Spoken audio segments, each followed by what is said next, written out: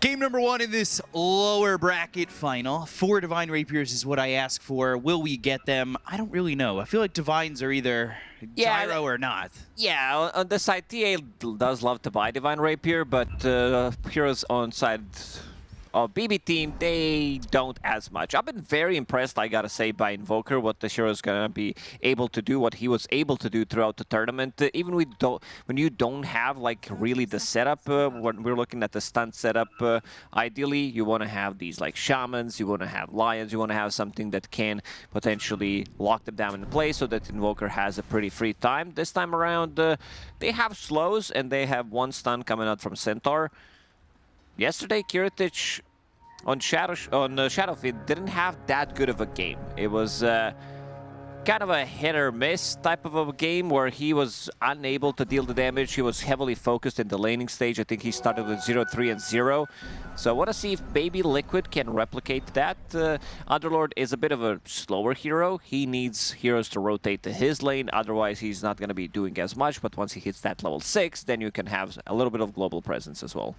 Yeah, we'll see how Ace kind of plays this game. I feel like whenever he's on a hero that isn't quite the MOUZ, it goes up 10% on win percentage on what Liquid's able to do, especially with Ace's performances. Because we saw him with the Tide, he had a really good performance then, and now we see him with the Underlord, and I'm really excited to see him here because, you know, I want to see how Liquid react to what we've seen from BetBoom in the 5-man rotations. Can they avoid them?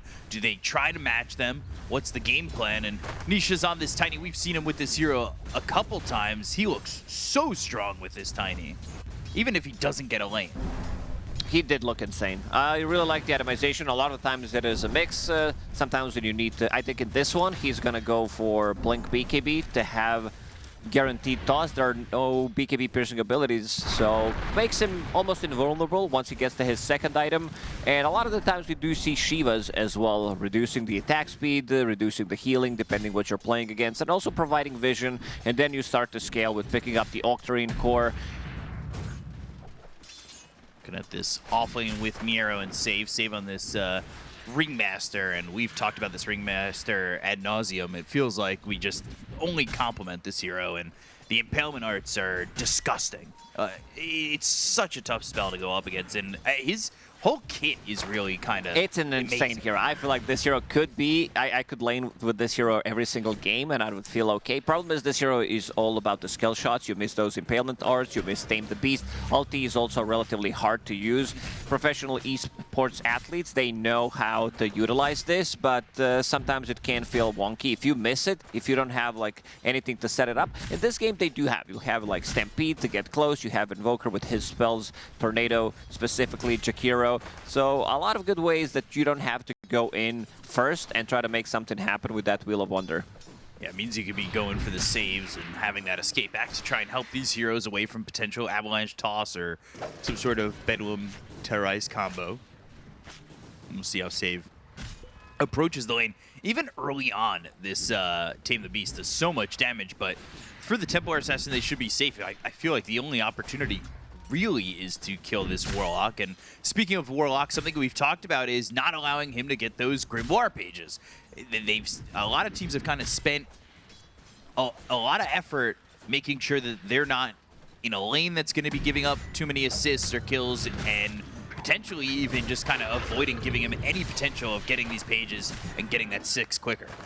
It's pretty similar to how people were playing against Visage with the Death Toll facet when they realized we can't give them away kills. We can't give Visage First Blood where he gets like 500 gold from the kill. It makes laning so much more difficult. Same thing can apply to Warlock. And this is a very, I would say, strong lane, a lot of control where you can keep people inside the Firestorm. Once they hit level 3, 2 points in Firestorm, plus the Pit of Malice, and 2 points in Bramble Maze. Both of these abilities are going to be super effective against Stampede, post-BKB as well, but mostly Stampede, where you're not going to be able to run away. Quite a lot of AoE control, choosing where you want to be taking the fights. Yeah, and on top of that, later in the game, of course, you'll get that Aghanim Scepter, but Kataomi getting first blood on Ace. There will be a trade on Kiritich. Kataomi might also die going into the Shadow Realm. This one feels kind of dead to rights, and that will be Boxy cleaning up the entirety of the lane, getting that second one on the Jakiro. So they do get that first blood on Ace, but pay for it for 2 kills. and was using that Sunstrike from GPK. Again, what I was getting at is, you know, Ags comes out for Underlord eventually, where you've got the multiple Pit of Malices. It's such big zone denial on where you're able to fight. Yeah, and then Bramble Maze. Oh, he's just dead again. Karatic? That's back-to-back and belly-to-belly, and that's not good. I thought it was a replay for a second. All right, his game is ruined. We said, can they replicate what they did to Karatic yesterday? But seems like Team Liquid, they can do the same thing. Yandex, they were heavily pressuring. Oh, so now we're going to see it for the tournament. Is this the second or the first skill? This is the first one. It's 0-0. Okay. And then Karatic dies. He's gone. And I think they just did the same thing to Kataomi while we're watching this replay.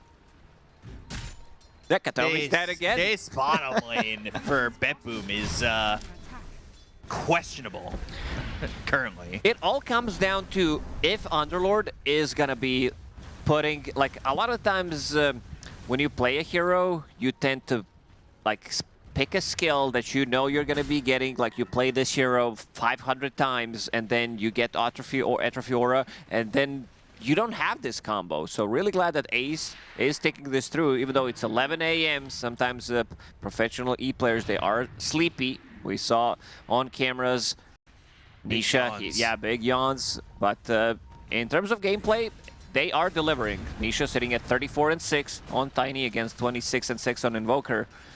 Yet to lose a game on this Tiny. Yeah, I think it was Underlord who got like their first win of the tournament recently, yesterday? Yeah. A lot of interesting numbers when it comes to win-loss. Regen Rune bottled for Nisha. Kataomi, he is gonna die again, thrown through a Bramble. And getting that first win in 8 games. That is 12.5%. Nisha with the Regen Rune, he should be able to just sustain in the lane. He will be happy about everything he's getting right now. And this isn't the point where BetBoom usually move around as a group, but there is, I would say, a little bit less of what we were seeing from them in previous games, because I know that they are big enjoyers of bringing both supports towards the mid lane for that 6-minute rune. And there's Pit of Malice going off again. Firestorm, Shadow Realm Strike, that gets the kill. Karatic dead again. 4-0-2 for this Dark Willow, now 4-1-2. Super high level. He's about to be level 6. He has more XP than Underlord, and Underlord's gonna pick it up, so Warlock will get it, unfortunately for Dark Willow, even though we want to see Dark Willow be level 7 minutes in. It's gonna be Underlord, and really glad that Ace is maxing out that Firestorm. Like, they have the combo, they have the damage, so the pipes probably gonna be coming out from both of the offlaners as their first item, if we don't count in Helm of the Dominator as one item, which means that they want to reduce that magic damage. They want to be reducing them as much as they can, because it can get pretty difficult. Anisha, he found the perfect rune, does have Soul Ring, which means the spam is going to be there every single time. Toss is off cooldown, he's going to throw it onto GPK. Sunstrike to get that banner creep. But that technically does not help the percentages. Trying to stick in this lane because Nisha's having a great start. He is up 600 gold to the Invoker. And Nisha, he's been the best player of the tournament. You know, looking at those markings of KDA and everything that he's been able to produce with a lane, without a lane, he has had an insane tournament, and now you're giving him a hero he's yet to lose on in this tournament, having a good lane against this Invoker. It worries me about BetBoom that they might not be able to be the ones kind of expressing their strategies of putting the pressure on with multiple heroes, where Liquid is now going to be in control coming out of these lanes. I think the whole idea for BetBoom squad was to have these two supports who have insane amount of damage, who can roam around the map and get stuff done. But they did not expect this bad of a start for Shadowfiend, who's sitting at 0-3 at the moment. And Liquid making a move. They want to get something else done. Boxy is level 6. Bedlam ready. Coming over with the Avalanche. Tame the Beasts, and now they'll terrorize too. Nisha, he's in an odd spot. as GPK comes in, taking a lot of damage from the Bedlam. Mouse is down onto the Requiem of Kiritich. So they do kill Nisha. They look for Boxy. Sunstrike dropping down away from this Dark Will. Doesn't land, but they should still be able to get themselves a second. And they bring the numbers. This is what BetBoom excels at, and it works out in their favor. They needed to bring the numbers. Both of the supports, they have insane amount of damage. Combine that with Invoker. There was also Stampede at the ready if necessary, but Miero for now holding it for himself, and also he found a good creep. Wildwing Ripper in the top lane. I see that Mike is trying to play a bit more aggressive onto the Centaur, knowing that he can't put the pressure as a Centaur onto his hero, so using Hurricane to push him away, and also try to get the creep wave towards him. But we also didn't talk about Mike. He has complete free farm on this Templar Assassin. A lot of the times you see hero at 0-0-0, you're not grabbing any of the kills because you don't have the kill setup playing with Warlock, but you are having complete free farm. Nobody's touching you in the lane, and 10 minutes in, sitting at 5,000 plus always feels good as a carry. Definitely does, and we've talked about Templar Assassin and the farm they're able to get the entire of the time, and save. He's just going to be dead, running away from this chaotic offering as well as two other heroes.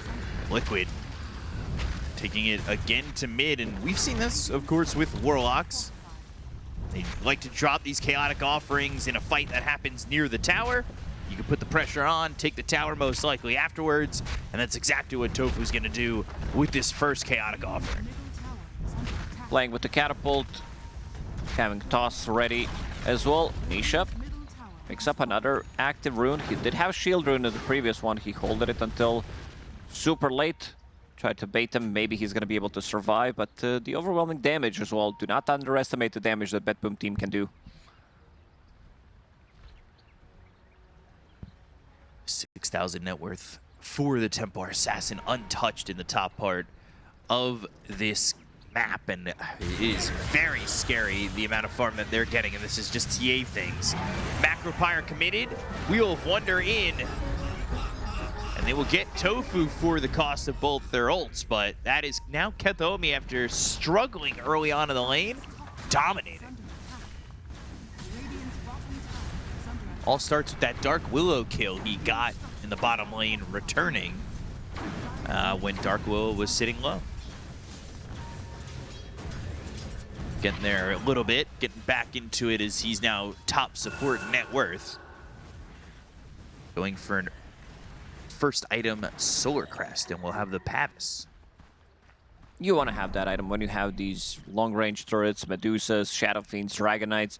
You want to amplify their damage, and again, you are playing against Templar Assassins, so that's going to be extra bit of a protection for yourself. And something to point out is that GPK, he is going for Road of Atos as his first item. We've seen the newer build on Invoker recently with the Meteor Hammer, which gives you good mana regen, gives you good stats, and also allows you to push these towers relatively early on and have a better combo.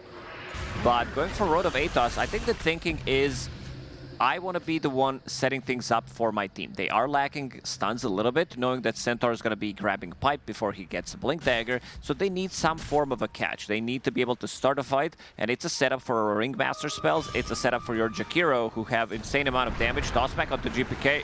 Yeah, catching this Invoker. Fiend's Gate also committed. Bedlam right on top of GPK to get the kill on the Invoker.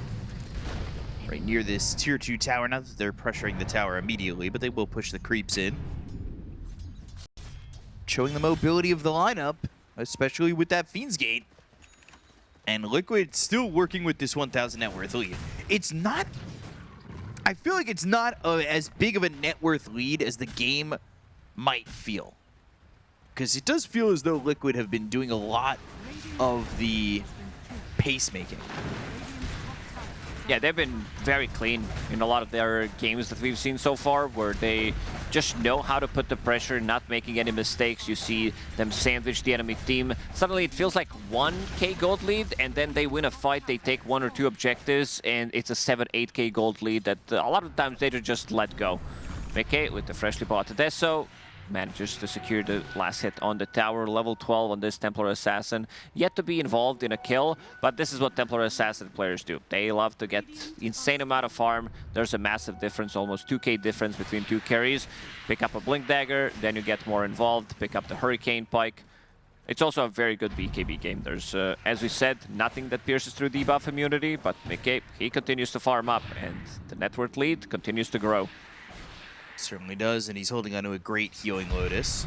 So if they come to gank him, not only will he have the refractions, but he's going to have that extra heal. It's going to be very tough to kill this Templar Assassin, especially with how far back they are on their own side of the map.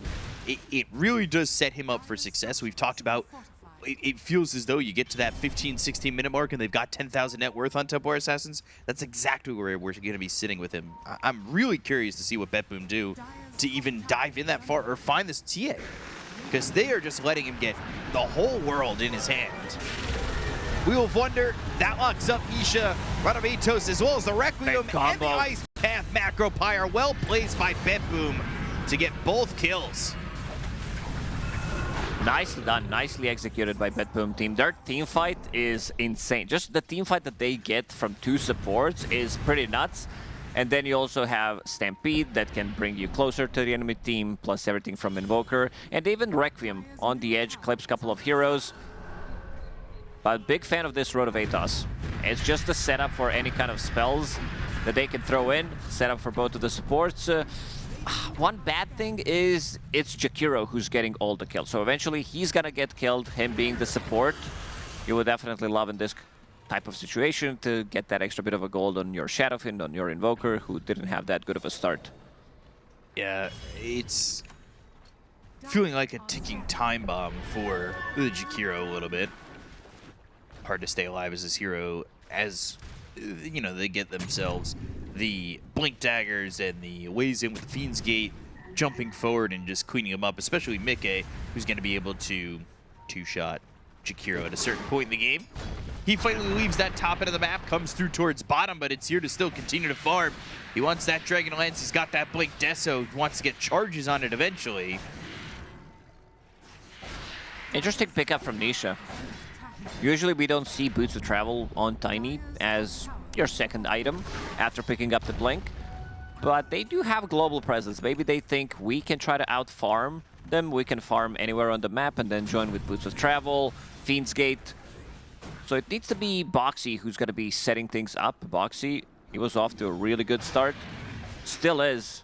Almost has a 4-staff. That's going to be a very good item that can push people out of trouble against Road of Atos combo. You initiate with the Centaur. Like, even 2 supports, it's just such a valuable item pickup in this game. Speaking of value, you've got Miero, who's sitting here with Greedy Chip Vest.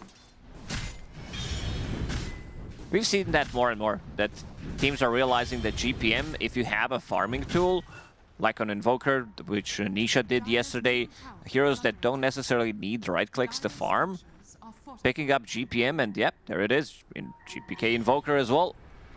Why not? Why not? Nisha, exactly. In the jungle, found save for a second, but escape backed to make an escape. Shadower doesn't get the kill there either. He's just able to get away with a bit of help from himself and that Tumbler's toy. But yeah, a lot of Greedy coming around. And we're starting to get close to that 20-minute mark. Thinking Torm, thinking, of course, Roshan. If you've got the Templar Assassin with the Deso, it's going to be quite easy. But Boom have to kind of be aware of the timings that Liquid are setting up for, as they will be starting to kind of bear down on. There's that 4-staff you were talking about finished on Dark Willow. And Nisha looking for an entry point to maybe get a kill here, but Miero, he's a tanky one. Not sure if it's going to matter how tanky he is with everybody here for the side of Liquid. Stampede, escape back, Pinamalice locks him up, and now they'll look over at Miero and get this kill. The Requiem flies out, but it's not going to do enough. Ace is tanky and in behind the tier 2. However, that may cost him as he's slowed up. Sunstrike lands, and then the toss back. It's onto the He's getting healed up. He's actually fine. Falling, and they will get the save on Ace thanks to the Shadow Word from Tofu. Oh, that Sunstrike, it did not connect in the end, but very nice play. Nisha finds an opening, they go on the tankiest hero. And we did say that the Bramble Maze is gonna be super effective, plus a bit of Malice controlling this Stampede. Rest of the team, they can't really get that close. He can't run away with the Centaur. And they continue to farm up. Suddenly, 6k gold lead for Liquid. been steadily going up. BetBoom aren't quite having the answers, and this is the timing I'm talking about. You're at this 19-minute mark. Go get Roche. You just want to fight. And then you not only did that, you took the tier 2, and you'll have yourself an Aegis, probably a Tormentor, and potentially, if they want to play it that aggressively, both Shrines. They can definitely do it. Having this global presence, big fan of these boots of travel that Nisha did pick up, lowering the cooldown, how he wants to play the game. He can be anywhere on the map. And Hurricane Pike plus Shard also on Mickey coming in relatively soon. Going really well for Liquid. They finally have that Blink Dagger on Centaur, but is that initiation going to be good enough for BetBoom? Still really unable to kind of put together the numbers game that they have success with. Liquid have been matching them, they've been out farming them, so even with the numbers, it just has not felt as good from BetBoom overall. And they're going to bring over the Tiny to go for the Torm up top, because Mickey already here. Shadow Word to keep him healed up after the refractions get pulled off. And that will be a shard for the Dark Willow, so even more control for the side of Liquid. Tofu, he comes in close, gets the Shadow Word, then leaves so that he doesn't die and doesn't get anything. Boxy on the complete opposite side of the map gets rewarded for not contributing. That's usually how it is. It's either you die, get the shard, or it's somebody who's not helping gets the shard. At least that first one. They'll look for Kethomi, and Mickey is here, starting to put some charges on that Desolator. Easy kill onto the Jakiro, who also died previously and gave up a decent chunk of gold. They'll look over mid. They have found themselves the Tiny, the Requiem right on top. Kiritich, with the help of the Wheel of the Wonder, will take out Nisha. Wheel of Wonder having that control, getting that burst damage with the Requiem right on top. BetBoom, they'll get something back in their hands, but it is still a significant lead for Liquid. Once they get BKBs up, it's going to be very easy, unless they get surprise stunned by this Centaur, unless they get tripped up by Tame the Beast and Wheel of Wonder. But this is a still very strong combo. If they're fighting close to Underlord with 2 auras, it's not going to be as much damage, but you can see the power of Shadowfiend, especially when he goes for Yasha Kaya build with the Blink Dagger, now going into a BKB. This hybrid mix build on Shadowfiend does seem to be working out in most of the cases, like compared to just straight up physical. It depends on the game what you're playing against, but also big fan that people realize that you can still, like, you don't necessarily need to go for Ags, Yashikaya, Refresher. Instead, you can go for slightly more damage-oriented build, like right-click physical, and then you can still go back to Refresher if necessary, because this hero farms extremely quickly. In this game, he is 4k behind Temporary Assassin, who's off to too good of a start. He got killed 3 times in a lane, had to walk back to the lane, so definitely expecting him to play him from behind.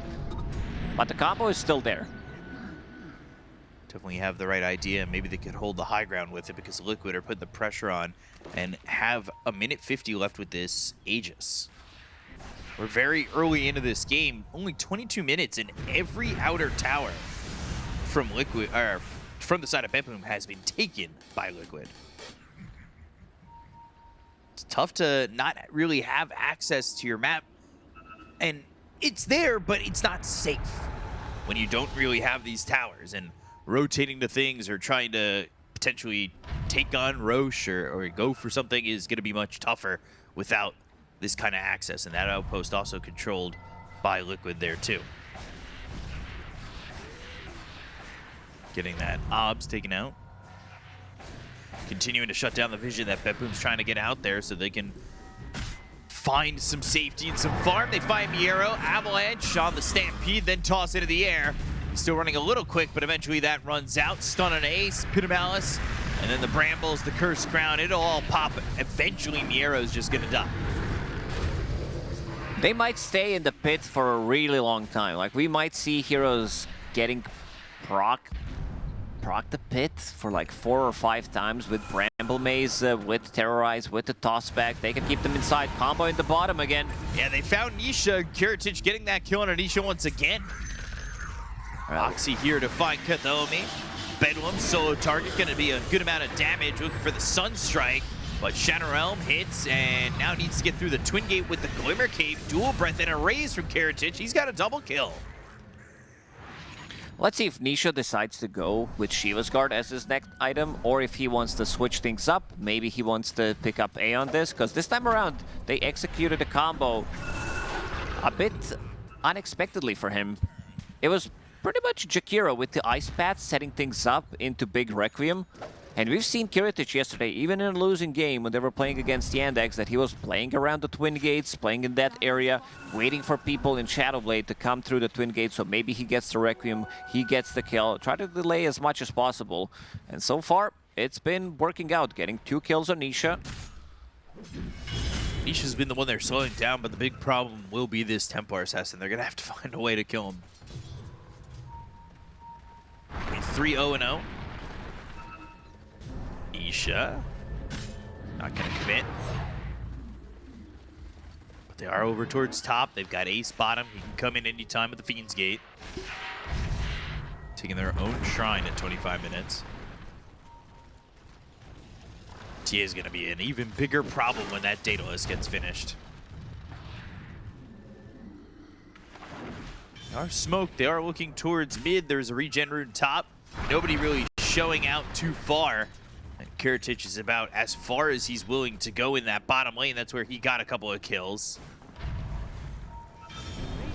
But they are starting to pinch over, and maybe they get some vision here. The smoke from Betboom. But they'll both break. Blinks will miss. Isha hit with the Impalement Arts, tame the beast. They'll go for the Cataclysm to get the damage out. Now they throw the Requiem out there too. But Nisha gets the BKB off. Pinamalice now following up the Fiend's Gate that had the Aghanim Scepter. Both supports are in trouble. Firestorm on top of save. They got the kill on Aketaomi, and Mike is going to be dominating as he's got himself another kill on this Templar Assassin. Very good rock from Tofu. Stopping Shadowfiend from getting the Requiem combo on Tanisha allows him to get the BKB this time around. And then the Force Staff push him out of the trouble. And immediately they go back to farming. You can see them TPing out. Tanisha, he TPs to the top lane. And the map is getting smaller and smaller for Betboom team. Shrinking to the steps. Just will not feel safe in a game like this. Wild Wing will Hurricane itself. But the tree does get the kill. 100 gold for them. The arrow showing, but blinking back, and Liquid, again, all 3 lanes kind of pressuring towards the Betboom side. Radavitos avoided. EMP's not going to land. Tofu nearby. They've also got the Brambles. They force the BKB out of GPK, who's just lingering outside the base for a little bit too long. Liquid, they're gonna wait out until Roshan respawns. Maybe they can get a pick off, but right now everybody's staying full HP. Ace immediately goes back to farm to the other side of the map. This is pretty much the similar way that they've been playing when Dawnbreaker was a popular hero, because you can get quite a lot of farm on the other side and join the fight with your ulti. No reason to really be all too close to your allies until the fight pops off. You'll have the Pit of Malice around your Fiend's Gate anyway. A lot of greedy coming out again for this tier 3 items. Centaur, he upgraded his level 2 enchantment into level 3 greedy enchantment, 100 GPM. From him, you do farm with your double edge and you farm with retaliate, so no need to deal the right click damage. As you said, it's gonna be a big problemo once Templar Assassin gets... Oh, they caught him! And they've caught the Templar Assassin. This would be a massive kill to get, and they will get it! So now they'll look for Ace, who came in with the Fiend's Gate. But he is having some problems. The Terrorize hits onto 2. Impalement Arts again on Ace, but can they follow this up? Ice Path, Impalement Arts, tossing him out, and Sunstrike. Pitamouse is going to be down, but they land the Hook Stomp. Tornado flies through, hits Ace, double edge again. He's trying to get away. He is tanky, but he's been left by the rest of his team. This should be a dead Underlord, and will be. They lose nothing for it. They get the Templar Assassin for the first time this game, with the help of the Invis Shadow Fiend that ends up getting the right positioning for a Requiem and the follow-up. Oh, and the Roshan. Roshan just spawned, which means that they can see it GPK, he's pinging it out. 40 seconds without Templar Assassin. If they manage to kill this Roshan, get Shadow in the Aegis, it could be pretty massive. And they have the damage. We're gonna see that again. Kiritich, he was toying with the idea of getting Butterfly to have a better overall carry-to-carry matchup against the TA, but instead opted to go for the Invis, which still gives you insane amount of damage, caps their move speed to 200, and also gives you another way of escaping or setting things up. Golem drop. Back in as GPK with BKB looks over at Boxy, should get the kill out of this Dark Will and Warlock. Back to Roche they go, this game is even. Both supports on Liquid, they have buyback. Let's see how they're gonna approach this. Nisha, gem ready on him, BKB, shield rune as well. Throws the tree. Doesn't seem like he wants to jump in. Does not want to lose this gem. This game completely tumbles back down to even. Liquid controlled the first 28 minutes of the game, and now BetBoom have a chance to take over. Some big items that are coming out for BetBoom team. Aghanim Scepter about to be completed on Centaur, Invoker with his Gleipnir. GPK is lacking some levels. Both him and Nisha are lacking behind compared to Shadowfiend and Templar Assassin, who are super high levels. But the items are starting to pile up, and then you're gonna have another support. Like you have Glimmer Cape, Lens from the Ringmaster, Escaped Act. Jakiro has about just enough gold to finish off his Force Staff, plus the Solar Crest, and also Centaur with the Aghanim Scepter, so multiple saves. And if they can pull off the combo one more time, try to surprise them, get the big Requiem with either Ice Bat, with the Centaur Stomp, should be able to grab them the kill. Kiritich looking for another movement in. He needs to be careful, he does have the shield rune. Going forward to kill the courier, but it drops off the Shiva's guard.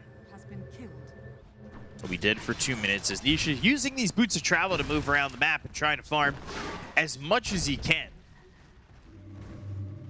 Pick up a couple of Lotuses. GPK started with this Rod of Atos and BKB. It felt like times were kind of tough for him. But he has started to show some impact, and you know, he is still sitting bottom of the core net worth. However, he's starting to get there, catching up to Nisha, who has died a couple of times in the same way with that Requiem drop down right on top of him. There were a couple of deaths between that 20 to 30 minute mark that he was caught alone and found himself being blown up. Still the lowest network core, but his impact is very visible with Cataclysm controlling the fights as well. They have so much control, so many low cooldown spells, even from both supports. Nisha getting initiated on. Cataclysm, Wheel of Wonder, all there. And they will get this Tiny. Get this gem. One of the reasons he didn't jump into that Roche pit was probably to hold that gem a little bit longer, but now, since that point, there was nothing really done. He ends up dying instead, and he's giving up the gem. Yeah, that's why I thought maybe he's going to be picking up Aeon Disc, because it allows him to get a BKB off in a fight, no matter what happens when he gets jumped. Octarine Core is such a valuable item on Tiny. You're lowering the cooldown on your Blink Dagger, Shiva's Guard, and most importantly, on your Ava and Toss. But now, BetBoom team, they managed to pull it back. Pulling it back and having a different style than they've had the last few games. I think that it was very heavily early game oriented for them to get to this point in the tournament, and this game showing more so resilience and coming back from a deficit and playing a little bit different to how they have, like I said, got to this point. Yeah, this has always been like one of their strengths, their laning phase, and also one of the weaker side was them coming back into the game, and so far they've shown that they can do both. Kiritich, 1 minute left of that Aegis. Can they find another opening? Has a Daedalus, he's going to be right clicking hard, but they want to go in. They've got the toss, the Ice Path locks up Nisha, right into the hands of Mickey. They'll try to think about the terrorize, but the damage coming through under Nisha is very felt. That BKB's going to run out in a moment. The Pit of Malice locks down Kiritich. He's got himself the Aegis, and that's going to be used. So now, respawning inside this Pit of Malice that was there with the Fiend's Gate. They pop the BKB, but the damage from Mickey's too much. They get this kill. Tofu's the one who gets it. And can they get anything in return on the side of Beppu? Instead, they'll lose what looks to be Miero off this Hurricane Pike and right clicks from Mickey. The Cataclysm will finish him off. They at least get the Templar Assassin. But now Jakiro in no man's land, and that will be another kill for Liquid. It ends up being a 3-for-1, but a salvage of killing off Mickey. It feels all right, but it is just not good enough in a moment like that. Oh, they find the opening. Nisha, he pops the Shiva's Guard first, blinks right on top of him. And we can see that GPK, he's doing the most damage. And this time around, Mickey, he was able to keep the distance, get the right clicks in. That was why he was toying with the idea of getting the butterfly, because all of the right clicks, like you're receiving 100% of the damage from that Templar Assassin, and you see how quickly he dies. Sunstrike landing there on Mickey, who then pops the BKB. It'll be down once the respawn happens for Kiritich, but even trying to run, the Chaotic Offering thrown in and stuns him up to the point where he's unable to get away from the damage that Liquid have. You also don't want to be running through Bramble Maze, running through Pit of Malice. It is so much control from these two spells. Sure, you get a kill on Mickey in the end, but you also lost a lot, plus you also lost the gem. And with this type of a fight, Liquid pulling it back for themselves. Nisha holding on to that gem again. Finally getting their gem back. Having a much better outcome on their end of the fight. And they'll have to take these next few minutes to kind of just figure out what they want to do next. Do they want to fight? Do they want to farm? And they know when Roche is going to be up with the Templar Assassin, third eye. They have plenty of options that they have the information for. So that's a real question there on how Liquid want to play the next 5 minutes or so. After a fight like that, we were able to take Kiritich out kind of with ease. Now he's only going to have 1 life. Camaro still, still doing this shit. 35 minutes in, he's still pulling the creep wave, still holding onto GPM enchantment. That's why he's so farmed on the Centaur. He's more farmed than both of the mid laners. That greedy chip vest, really embracing the name greedy. Sunstrike off the mark. Believe it was an Aeon disc for Dark Willow, so Boxy trying to survive a little bit longer within these engagements. And Nisha, I did mention maybe an earlier Aeon disc for him, but seems like he managed to survive. He did die like 2 or 3 times afterwards, but seems like that's going to be the item of a choice for him. With Doctrine Core as well, lowering the cooldown of his BKB. And then maybe he can upgrade as well to his Blink Dagger later on, have Overwhelming Blink with Shiva's Guard. It's the most fun you can have in Dota 2. As a video game, you blink in, and then you slow everything down. They can't blink. Templar Assassin also did hit level 25, and Mickey usually, like most of the TA players, go for the other build, but in this one, he went for Melt Hit Bash, so he can't be the one having that extra bit of a control and also stopping Shadow Fiend from getting the Requiem, even though it's almost instant with Yashikaya, with the Blink. If he doesn't have Meld ready, not gonna be able to do it, but it's also a lot more control for the BKB targets. What was the... Because that bash used to be longer, didn't it? A8 used to be like 1.5 seconds. Yeah, that's what I thought. That, like, 0.8 even feels disgusting, but 1.5. Sheesh. Long time on this secondary timer for the Roshan. Liquid aware, but BetBoom having to figure out how they want to approach the next few minutes, knowing that Roche may not spawn for a little while. Yeah, it was 1.5 and 7.23. Oh my god.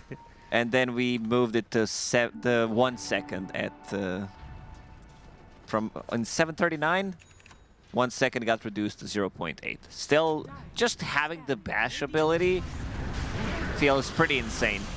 Kateomi holding onto the big Lotus for the next fight.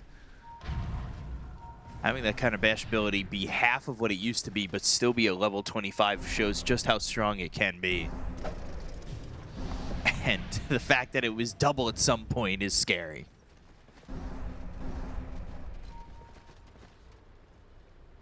Coming in on 39 minutes. Yeah, Ringmaster still holding on to the Greedy. Doesn't want to give it away. Probably wants to get into the Aeon Disc before swapping out of the Greedy. So many Greedies.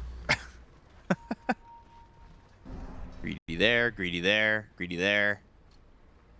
And then that's it. So still 3 Greedies. Kind of just standing still, both teams putting the posture onto the Roche. Farming a little bit, getting a level 25 for that extra Pit of Malice route. But both teams looking for that opportunity at the next Aegis, because it could be make or break on the game. Definitely a bit of an issue if you're not on the receiving end of that Aegis.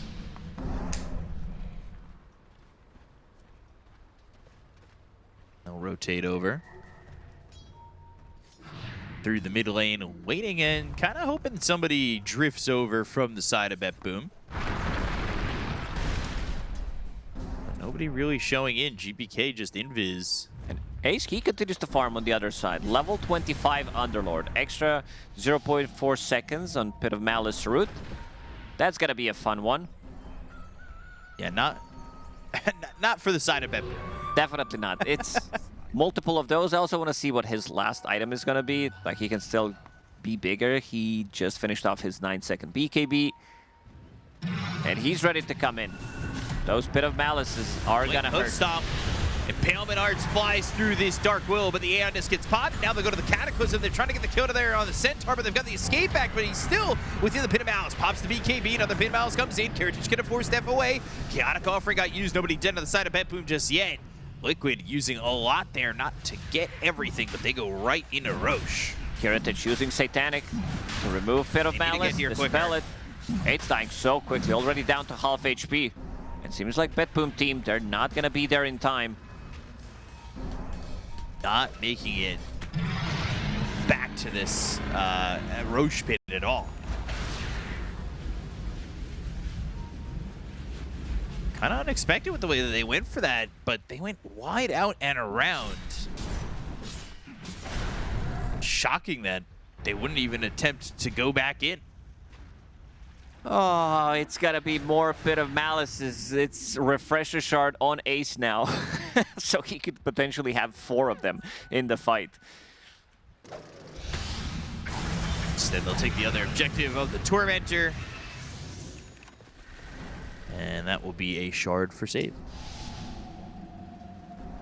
Yeah, this doesn't bode well with the insane amount of area denial with all those Pit of Malices.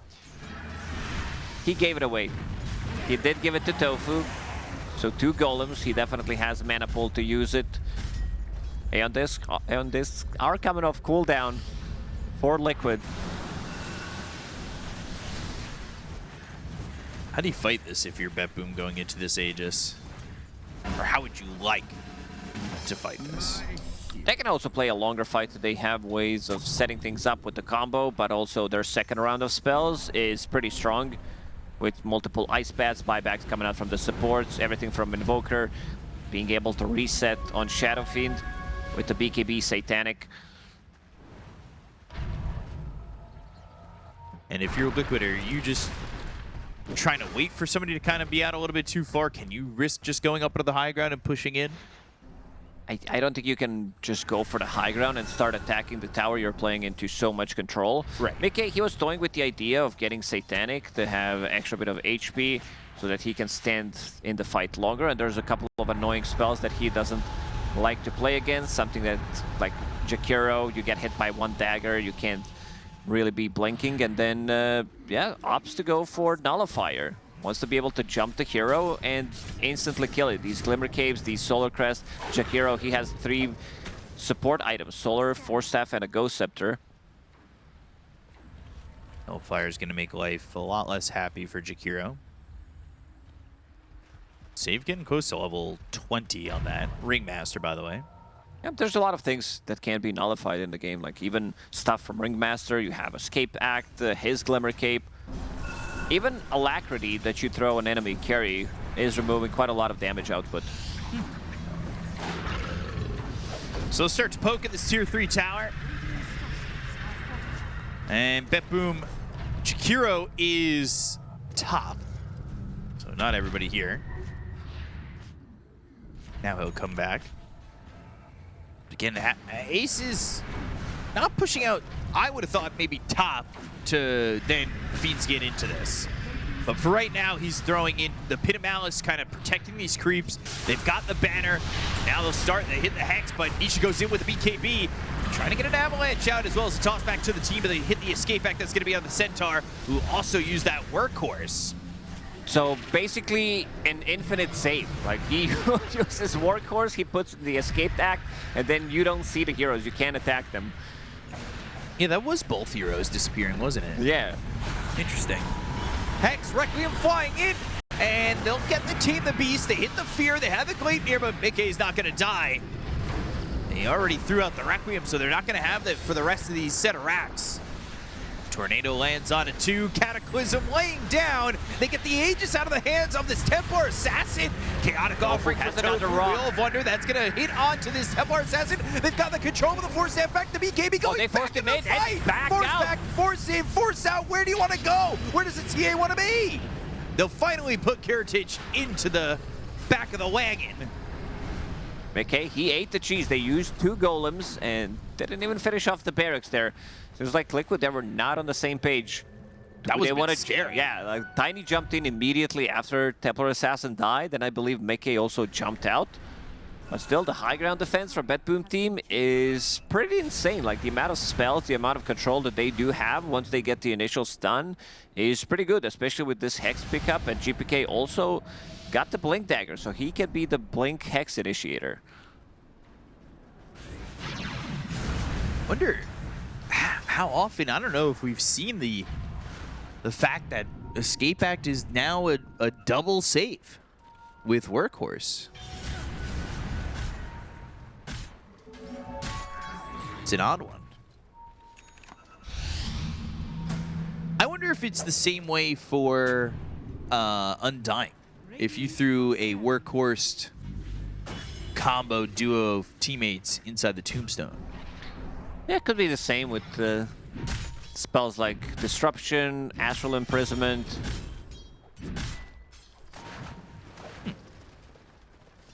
Ishab in the bottom lane, Wind Waker ready.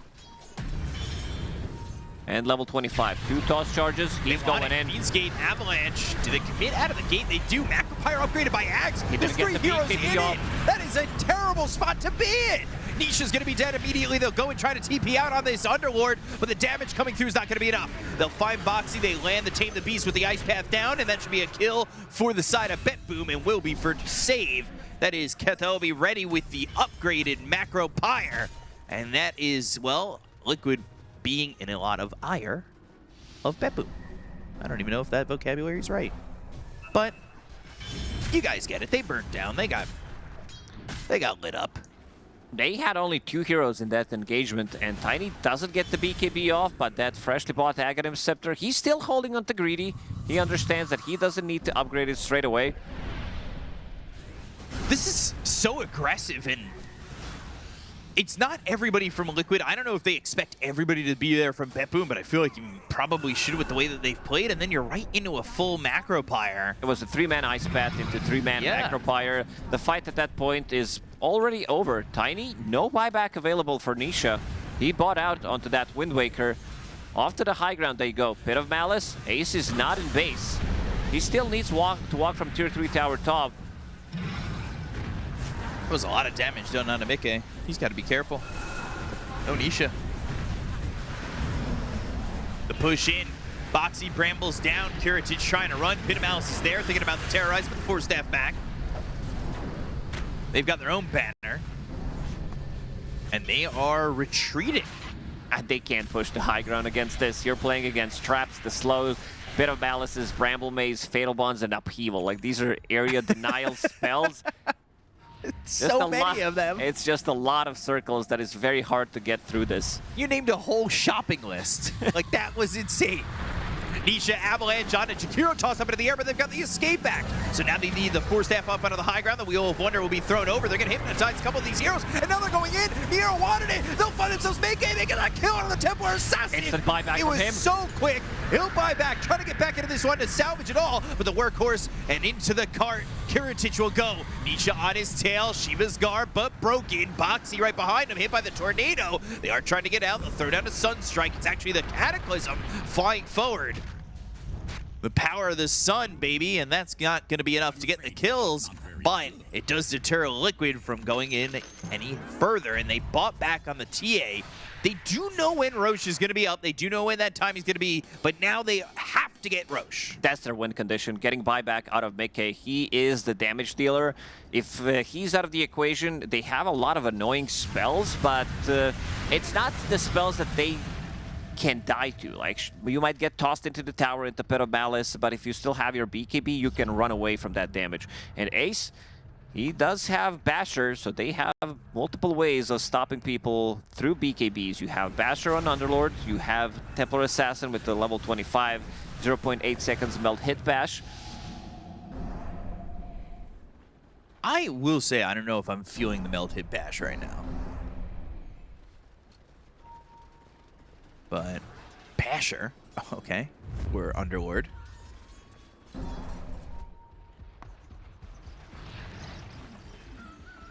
Crimson going full Abyssal. He wishes this was an old Abyssal Blade where he could jump in, blink onto the hero with the item. He is, like, this is one of the slowest heroes in the game, and he doesn't have Boots of Speed. I say bring it back. That's just me. The jumping Abyssal. It was so obnoxious. The supports really hated to play against this. Oh, yeah, I'm right there with you. As a support player, I hated it. But as a caster, I love it. Conflicted. Couple of raises to clean up the creep wave over mid, and all of Liquid towards the top end of the map. They know that Roche is up now. But BetBoom is by it, and I don't quite know if Liquid can even, they cannot. They're so far. Their high ground defense is insane. Boxy also got level 20, which means minus 7 seconds cooldown on those Brambles, and going into Octarine Core. So they just want to lower the cooldown, play a bit of a longer fight, play off those Pit of Malices. And Bramble Maze tossbacks as well. They have 2 charges. Lower the cooldown on those with Octarine Core. Hoping BetBoom will never get out of that maze. So we've got the overhead view of them in the maze when he throws it down. We'll see how they maneuver. But not looking easy. 52 minutes into the game. Sitting even in net worth, only 36 kills, but tense pressure for what feels like the last 15 minutes or so.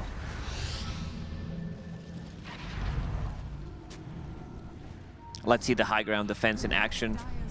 Bit of Malice, traps, Kiritich going in, trying to finish off the tower. But there's the blink into the Hex. GPK, the Meteors are down with a deafening blast, going all around. Tornado also landing onto this Dark Willow. And this will be pop, toss back to the rest of the team.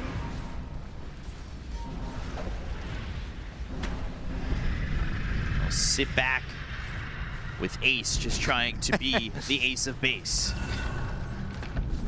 Defend as much as he can. Kiritich ready to jump in. Alacrity, Shadow Walk, and Swift Blink. Paleman Arts hitting onto the Underlord. Still waiting for that moment to jump. Bramble Maze is down again. That's going to be the rain track Scott. Nisha off to the side, maybe looking for his jump in. Tornado, where he once stood. Oh, look at the play from Nisha. He tosses the catapult Cataclysm away from the banner so they can actually kill it. Cataclysm was only hitting on a 1. Didn't really do that much damage. They've got the escape act onto Kiritich. Bottom center acts are taken by the side of BetBoom. And they will just retreat. There's nothing to force in just yet. They don't retreat completely, because they don't need to, but maybe they can shift over towards mid. They did send Invoker there to clean up the creep wave, and that might be their next direction.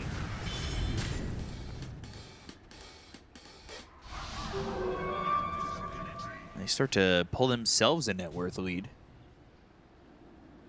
GPK also has Refresher, which he gave away to Centaur because he is buying his own. He does have enough money, so multiple saves that could come out.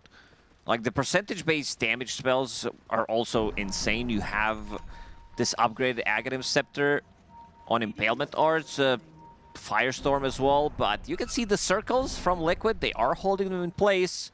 Betboom finding a way how to siege through that. This time around, they did have a banner, which did help out a lot.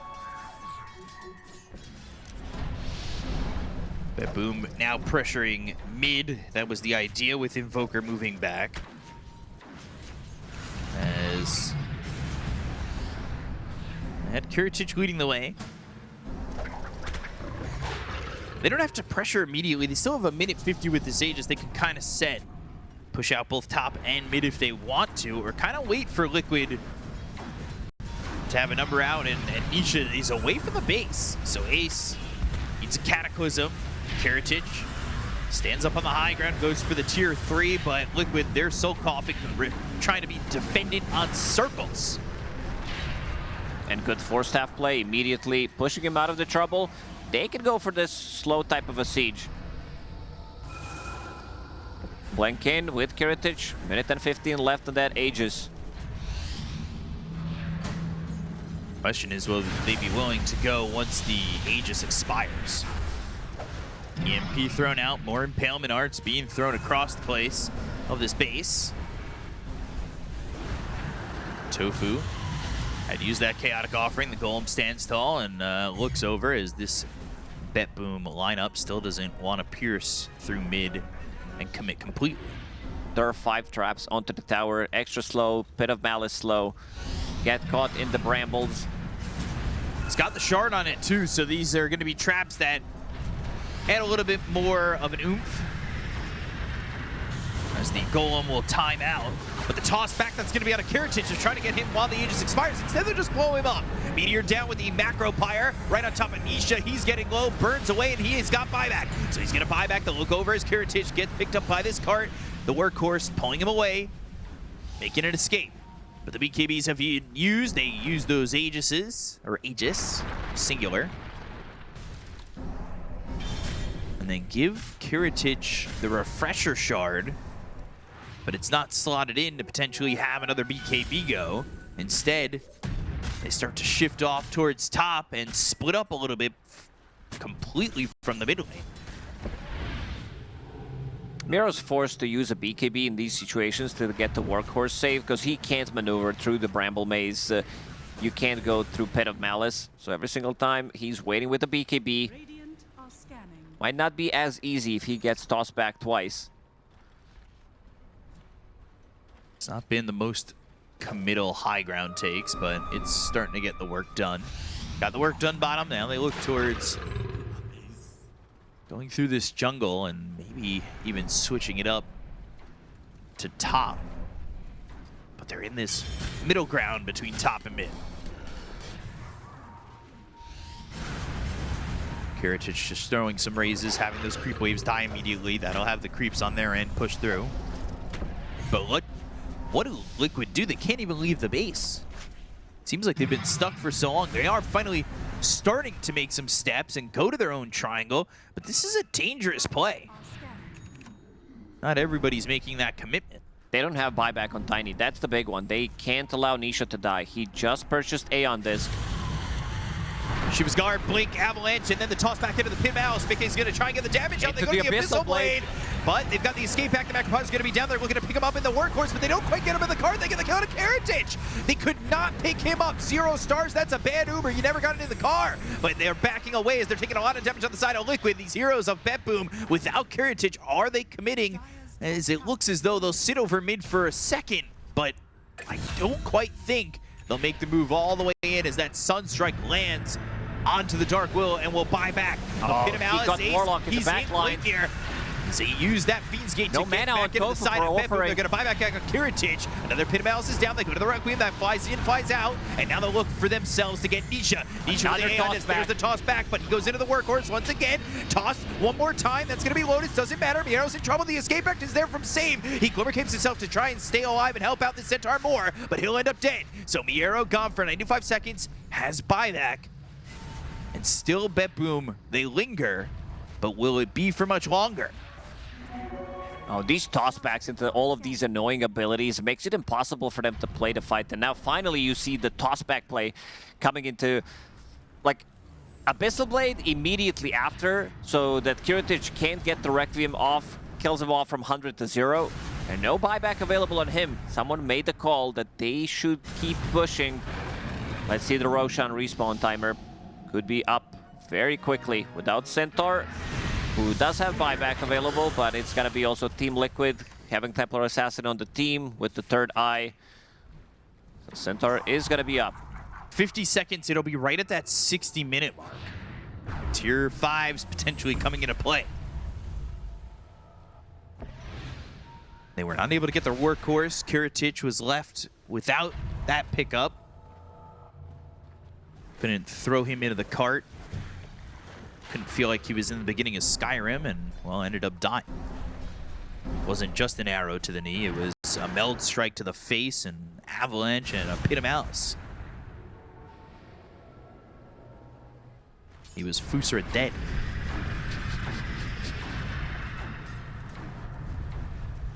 Here we go, 60 minutes. But they know Roche is up in 2 seconds, so they're not committing for the tier 5s. They're instead committing for Roche. They knew the exact timing. Nobody is here for Beppu.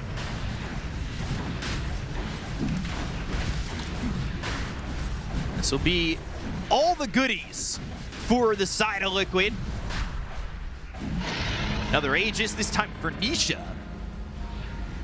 Shard for Underlord. Cheese Banner on Boxy. Surprisingly, nothing for the Templar Assassin. But TA's got buyback, and Nisha does not currently. Keep an eye on these tier 5s. See who gets what, when they get it. As still using Whisper of the Dread for GPK with the Boundless, and upgraded, a tier 5 upgraded. That's kind of disgusting. Well, technically it's the tier 4 upgraded, or the Whisper of the Dread, the previous one he had, and he's kept it all the way to tier 5. Minotaur Horn for Kiritich with the Evolved on it. Okay, I like what we're seeing so far. What's your favorite tier 5, Lukas? What would you be taking in a situation like this? Because Tofu with a Cobalt Cup this late is interesting. It's a valuable item. This is not a tier 1 item by any means. And what's my favorite neutral item from tier 5s? I would say probably Dizun. I was a tier 4 neutral item before. There's a lot of fancy stuff that you can do. Fallen Sky looks the coolest. I love Fallen Sky. That's my go-to. But I see Minotaur Horn on Shadowfin. He wants to maneuver through those mazes. It's the only way out. He's the only one who knows how to get out of the mazes. Dizun Bloodright for Boxy. Rift Shadow Prism's an odd one for Tofu, right? I still don't know who wants this one. But I mean, the Feverish is good. It's good. Maybe he thinks he can bait with it. Bait with this illusion, because this is the hero that you want to jump, even though he does have Aeon Disc. Yeah, Save took the same as well. But with Boundless, so extra cast range. So 1 Fallen Sky, 3 Books of the Dead, 1,000 experience per minute with max mana bonus for a hero that's already level 28. I like that, because Nisha is in trouble. Trying to Wind Waker out of the Meteor's BKB. Avalanche lands on a GPK. They've got the escape act, and he'll BKB himself. The rest of the team is off to the side. Kiritich, He might need to retreat a little bit quicker than this towards his team, but thinking over at Boxy with the raises, but now needs to leave. Blinks away from the Avalanche. The Bramble Maze does not connect. Another Wind Waker. Sunstrike off the mark. Yeah, Anisha probably wants the XP because, oh, Kataomi. Can they get the jump? Got the Hex on Anisha for a second. Illusions. Wrecking the base. Liquid have to deal with this. Macropyre also committed, by the way. Maybe the reason why he opted to go for the XP per minute is that he didn't take Toss requires no target. Usually you get that talent, and you also want to be getting to level 30. His level 25s are insane on Tiny, with Octarine Core lowering the cooldown. So you can almost perma have Avalanche, Bramble Maze, which is also on such a low cooldown. It's on 11-second cooldown. With the Shard, the Zune Bloodrite on Boxy. I mean, this game is just... it's just getting ridiculous at this point. And we do have Book of the Dead on top of that. Not going to be that effective. Toss back. And there's the workhorse. Escape Act. This time it was thrown onto the Shadow Fiend, not the Centaur, so that's why he was the only one inside the Escape Act. And Ringmaster almost level 25. Ringmaster is the one who has Nullifier. Save has some crazy builds. Like back in the days, he was the one that was buying Abyssal Blade on Keeper of the Light when they needed to stop the Black Hole from going off. And now you see the Nullifier as well. His level 25 is going to be insane, right? You take the Escape Act, grant Strong Dispel, and Flying, and he'll have 2 charges of Escape Act. Yeah. That's... And then the other one is plus 100 wheel radius. Like end range, so that I guess he already has Boundless, so he has enough cast range. And the Deafening Blast, the Aeon Disc into the Wind Waker for Nisha. He'll run. Blink almost back into the Tornado.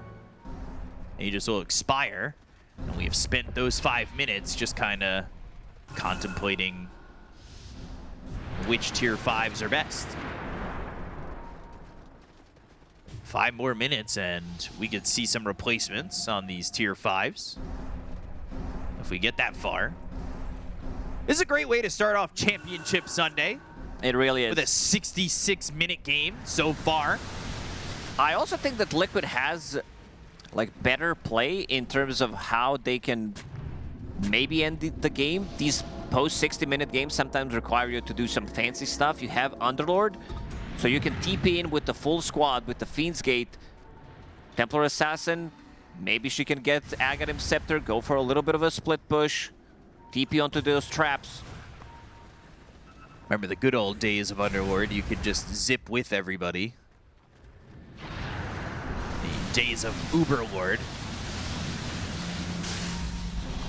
Double catapults coming through towards top. Double toss. Ooh, gets stopped by the blast. Doesn't take the damage. It's the slow siege now from Liquid. They feel comfortable enough. Kiritich has Miro behind him. They've got Underlord, of course, defending the base. Both teams want to go for a bit of a rat play. Shadow Fiend and Centaur thinking about pulling off the combo, whoever shows up here, and then maybe going inside of the base, pushing this bottom part. Shadowfiend can blink in with the Swift Blink, get a couple of right clicks onto the barracks. Centaur with the BKB can save him from the trouble. Right. Yeah, I do like a little bit of rat play. Who can be the better rat colony? Who can have the more aggressive, relentless rats? Because this is looking like it's going to require some rat play. And also to point out, Save with the cast enchantment with Boundless, extra 275 with his Aether Lens. Check the range on Nullifier. So once Nisha blinks in, he might be able to grab him. Like, he might be able to dispel that Aeon Disc and dispel Wind Waker. Nullify? That's like the whole screen. That's some far range. That's pretty ridiculous. And the escape back, too. Having Blink, meaning he can save from quite a distance out.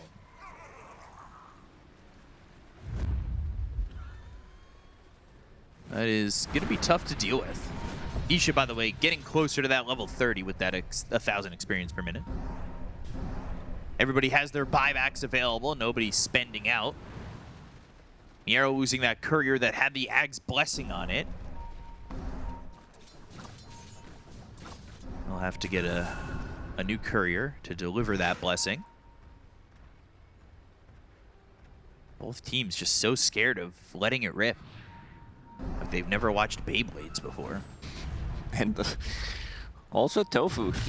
Getting jumped. Stomp, but there is the Aeon Disc. They've got the Nullifier, and that's a kill onto the Warlock.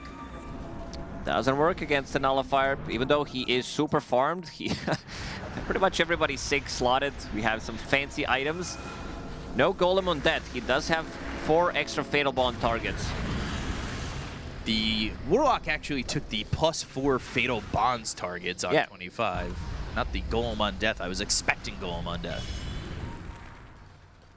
As we had that huge conversation yesterday about having 1 billion Golems. Isha got what he wanted from this enchantment. New one can be picked up soon. In 35 seconds, they need to farm more Madstones. But this pushed him towards level 30. Definitely did, and minute 69, nice, as we're about to get into 70 for the new neutrals like you talked about, and I'm ready to see what everybody's gonna get. It's like Christmas morning all over again.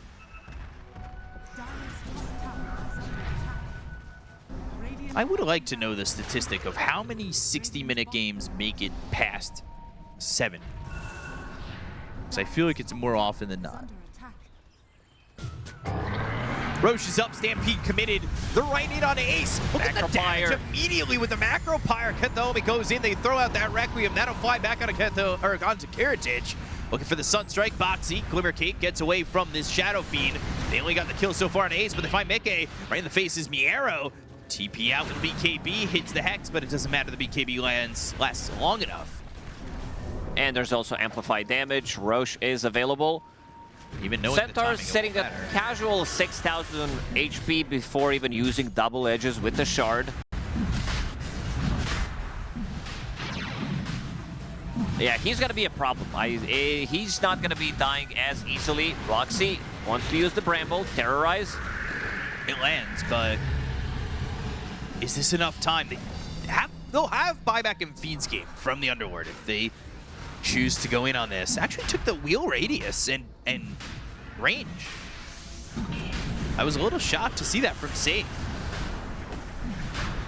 Usually you don't see this hero hit 25. Like, it's a very rare occasion. And now Kiritich holding the Aegis. He has a refresher, shard, needs to give it away to someone. It's gonna be Ringmaster.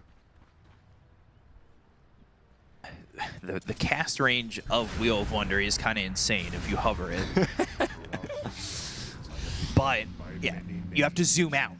You have to zoom out, which means you can just do whatever you want from so far away. However, I still feel like Strong Dispel and Flying on 2 charges of Escape Act is like too good to pass up. Yeah, the flying part is kind of weird in this one, but Strong Dispel feels really good. You are playing against Pit of Malice, these Bramble Mazes, so it gets pretty annoying. Underlord with the Swift Blink. These are some fancy-looking inventories that we're seeing right now. Tiny also upgraded his. TA's looking for a Divine, by the way, and I asked for 4 Divines in this game. We're kind Best we can do is 1. So far. So far. Maybe we could do more. Shadow Fiend with a disgusting 55,000 net worth, but that's because in the backpack, it doesn't work like this. You can't use them from there, but you have Refresher BKB. Yeah, you have casual 10,000 gold in your backpack, and now he is trying to find something. Rest of Liquid. Crude Minotaur Horn for Centaur now. Switched off the Fallen Sky. Tiny still needs to farm his Madstones, because you need to farm 20, which is a bit tricky. Nisha doesn't want that XP anymore. Doesn't need mana, sitting at 2k plus mana pool. Doesn't need the experience, sitting at full 30. What are the options for Kiritich? He's got Minotaur Horn. He should be happy with that. Books of the Dead coming in. As they will send these Necro Books into the base. They're trying to get it done now. Kiritich, Chaotic Offering on top of him. Macropyre putting a lot of damage on a Boxy. They'll get the kill. He's got buyback for 2 minutes. And now the jump in. The Abyssal Blade. Another Macropyre flies through, but they've got themselves the cart. Oh, Wheel of Wonder keeping them in. Yeah, the Wheel of Wonder all the way back, and now forcing this side of Liquid to not even come down the steps. They get the kill on Ace. They've taken him out. He's got buyback. Escape Act is there. The Blink into the Hex. Big K. Forced back, but now trying to put the damage on. The Requiem lands. He's feared away. That's a long fear to deal with. There's the Terrorize. That's a fear of their own. But can they fear into a victory on this one? Toss back onto the Centaur, who's got 6,000 life to handle, but they're ripping right through it. They got the kill on Amiero. They'll take out the first life of Kiritich.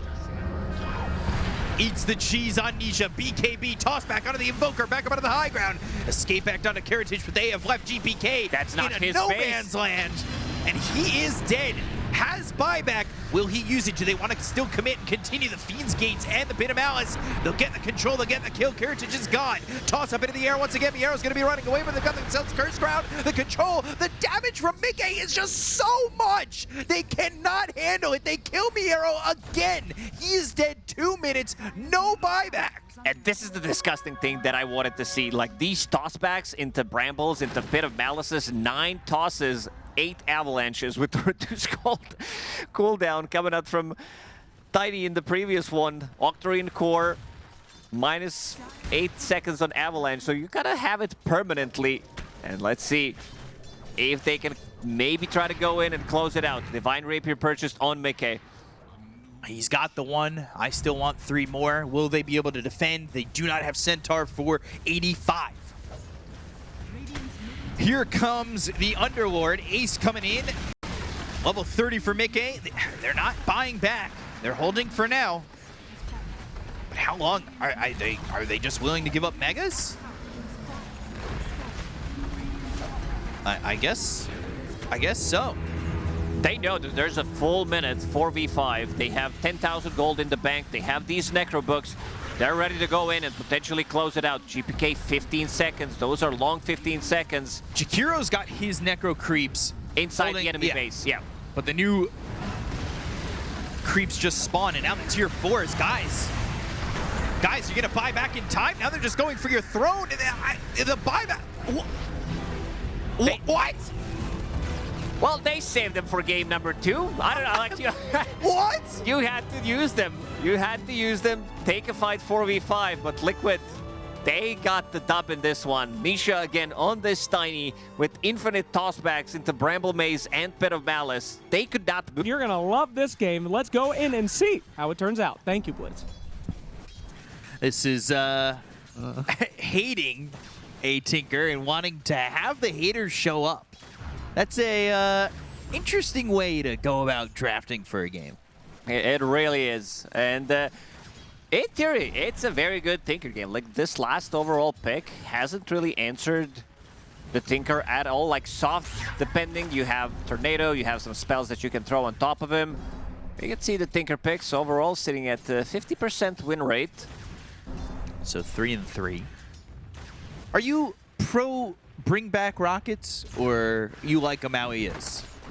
Oh, the Rockets with Bounty Hunter, that was really toxic, where you have Vision of the Hero, Boxy, fighting against Kataomi. And he's got the Shadow Word for now. But yeah, usually you don't see this, but Boxy's putting good amount of right clicks. Not gonna kill him, but still, with Hero that has 0 armor trading against Warlock, has to feel really good. They know that they can't really play this lane fair and square. It is Kez plus Warlock, one of the stronger lanes out there. It's a lane that Centaur also doesn't like to play into, so they will drag the creep wave under the tower and then start to farm up. Looking at all three of these lanes as top Miero now being run at by Tofu. Balance strike hits from Mickey, and that should give Tofu some space to get to Miero. Probably will be first blood, and Tofu claiming the life of this Slardar, now working on save. We've seen these Jakiros feel very active and very abusive in lane, and we're seeing that now. A very good start for Liquid, putting in a ton of pressure onto Windranger. He did have Fairy Fire on Slardar, but I guess Miero decided to die. He thought maybe with the next Liquid Fire, he's gonna drop no matter what. Didn't want to just use it and lose it. And looking at Mickey, I think this is the new set that he has been using on Monkey King. Don't think I've seen this one before. It's like a Howler of Monkey. Yeah, it looks like the Naked Axe set, kind of. It does kind of look like that. The hair is definitely giving Sekiro vibes. I don't know. It feels like it's from something else, but it works for the Monkey King. Looks like he's going to give you a good... It's good monkey noise, right? Oh, I didn't even recognize it was a... You know, Monkey King's cool hero. I like him. I like the flex that he's able to accomplish at times in his existence. But bottom lane, Ace, he's on this Centaur. And again, I feel like this hero and the Underlord, the Tide, he really does add quite the percentage into the win percentage for Liquid. Anytime that it's not Mars. Nisha hit by that Sunstrike. Nisha having a really good time. And again, I hate to harp on points I've made 1,000 times before, but Nisha, best player in the tournament at the moment, and he had a bad KDA game last game, but he had a lot of impact to win that last one. Especially, he was the captain. He was pretty much the meme. Look at me, I'm the captain now, and he was tossing them in multiple times. There was the last fight where he tossed them in 9 times. So many tosses. But he won't be doing that this time. Now it's going to be lasers to the face. And he's hoping to get off 9 times. Might be even more annoying. Boxy getting the courier. For Liquid, this is a bit of a slower lineup. Centaur doesn't like to be involved in these early fights. It's pretty much get the levels, have the Stampede ready. Tofu Sunstrike. Off the mark. Miero's still gonna be able to survive, and Mickey still now top of the CS as this lane continues. They're farming really well in multiple lanes. This is a bit of an issue. The only one that's really struggling is the Centaur, but equivalent with Miero in terms of CS. I'm still kind of wondering, because early games we had been seeing BetBoom move with numbers, and that usually happens around the 6-minute mark. So I'm wondering if BetBoom are going to go back to that style of play, as they now lose save. Tofu and Mickey combine to get this kill onto the Windranger. Mickey putting a point into Tree Dance to be able to close the gap. And also, like his itemization, Mickey is one of the few Monkey King players out there that are definitely considered to be like the best ones out there. I think him and Crystallis really like to play the hero and play him to insanely good, like utilizing the full potential of the hero. Going for the double raid band. You are playing against Slardar, you are playing against Windranger, meaning that you are going to get clicked quite a lot. So 2 very cheap items coming out from him. And it's also good against Kez, like the carry-to-carry matchup. And speaking of Kez, panel discussed about the itemization, saying that this cookie cutter build on Kez works the best, which I do agree, going for Falcon Blade and then into Deso. But this time around, Kiritich thinking, maybe I need, like, if it's going to be another 60-70 minute game, I'm just going to get a Battle Fury, and maybe thinking that Team Liquid can't really put that much pressure onto the towers by having Tinker, that they don't have that momentum, so he can get away with the Battle Fury. Do you, coming out of a game like that, sense the pace that both these teams bring and kind of think about that 70-minute game as Mickey TP's back, Primal Spring, Miero caught with the Boundless Strike. There is also a toss, Tofu trying to cut him off at the pass, and Miero just making 3 heroes chase him. Avalanche connects. Ice Path is there. There's the Slithering Crush with a dual breath.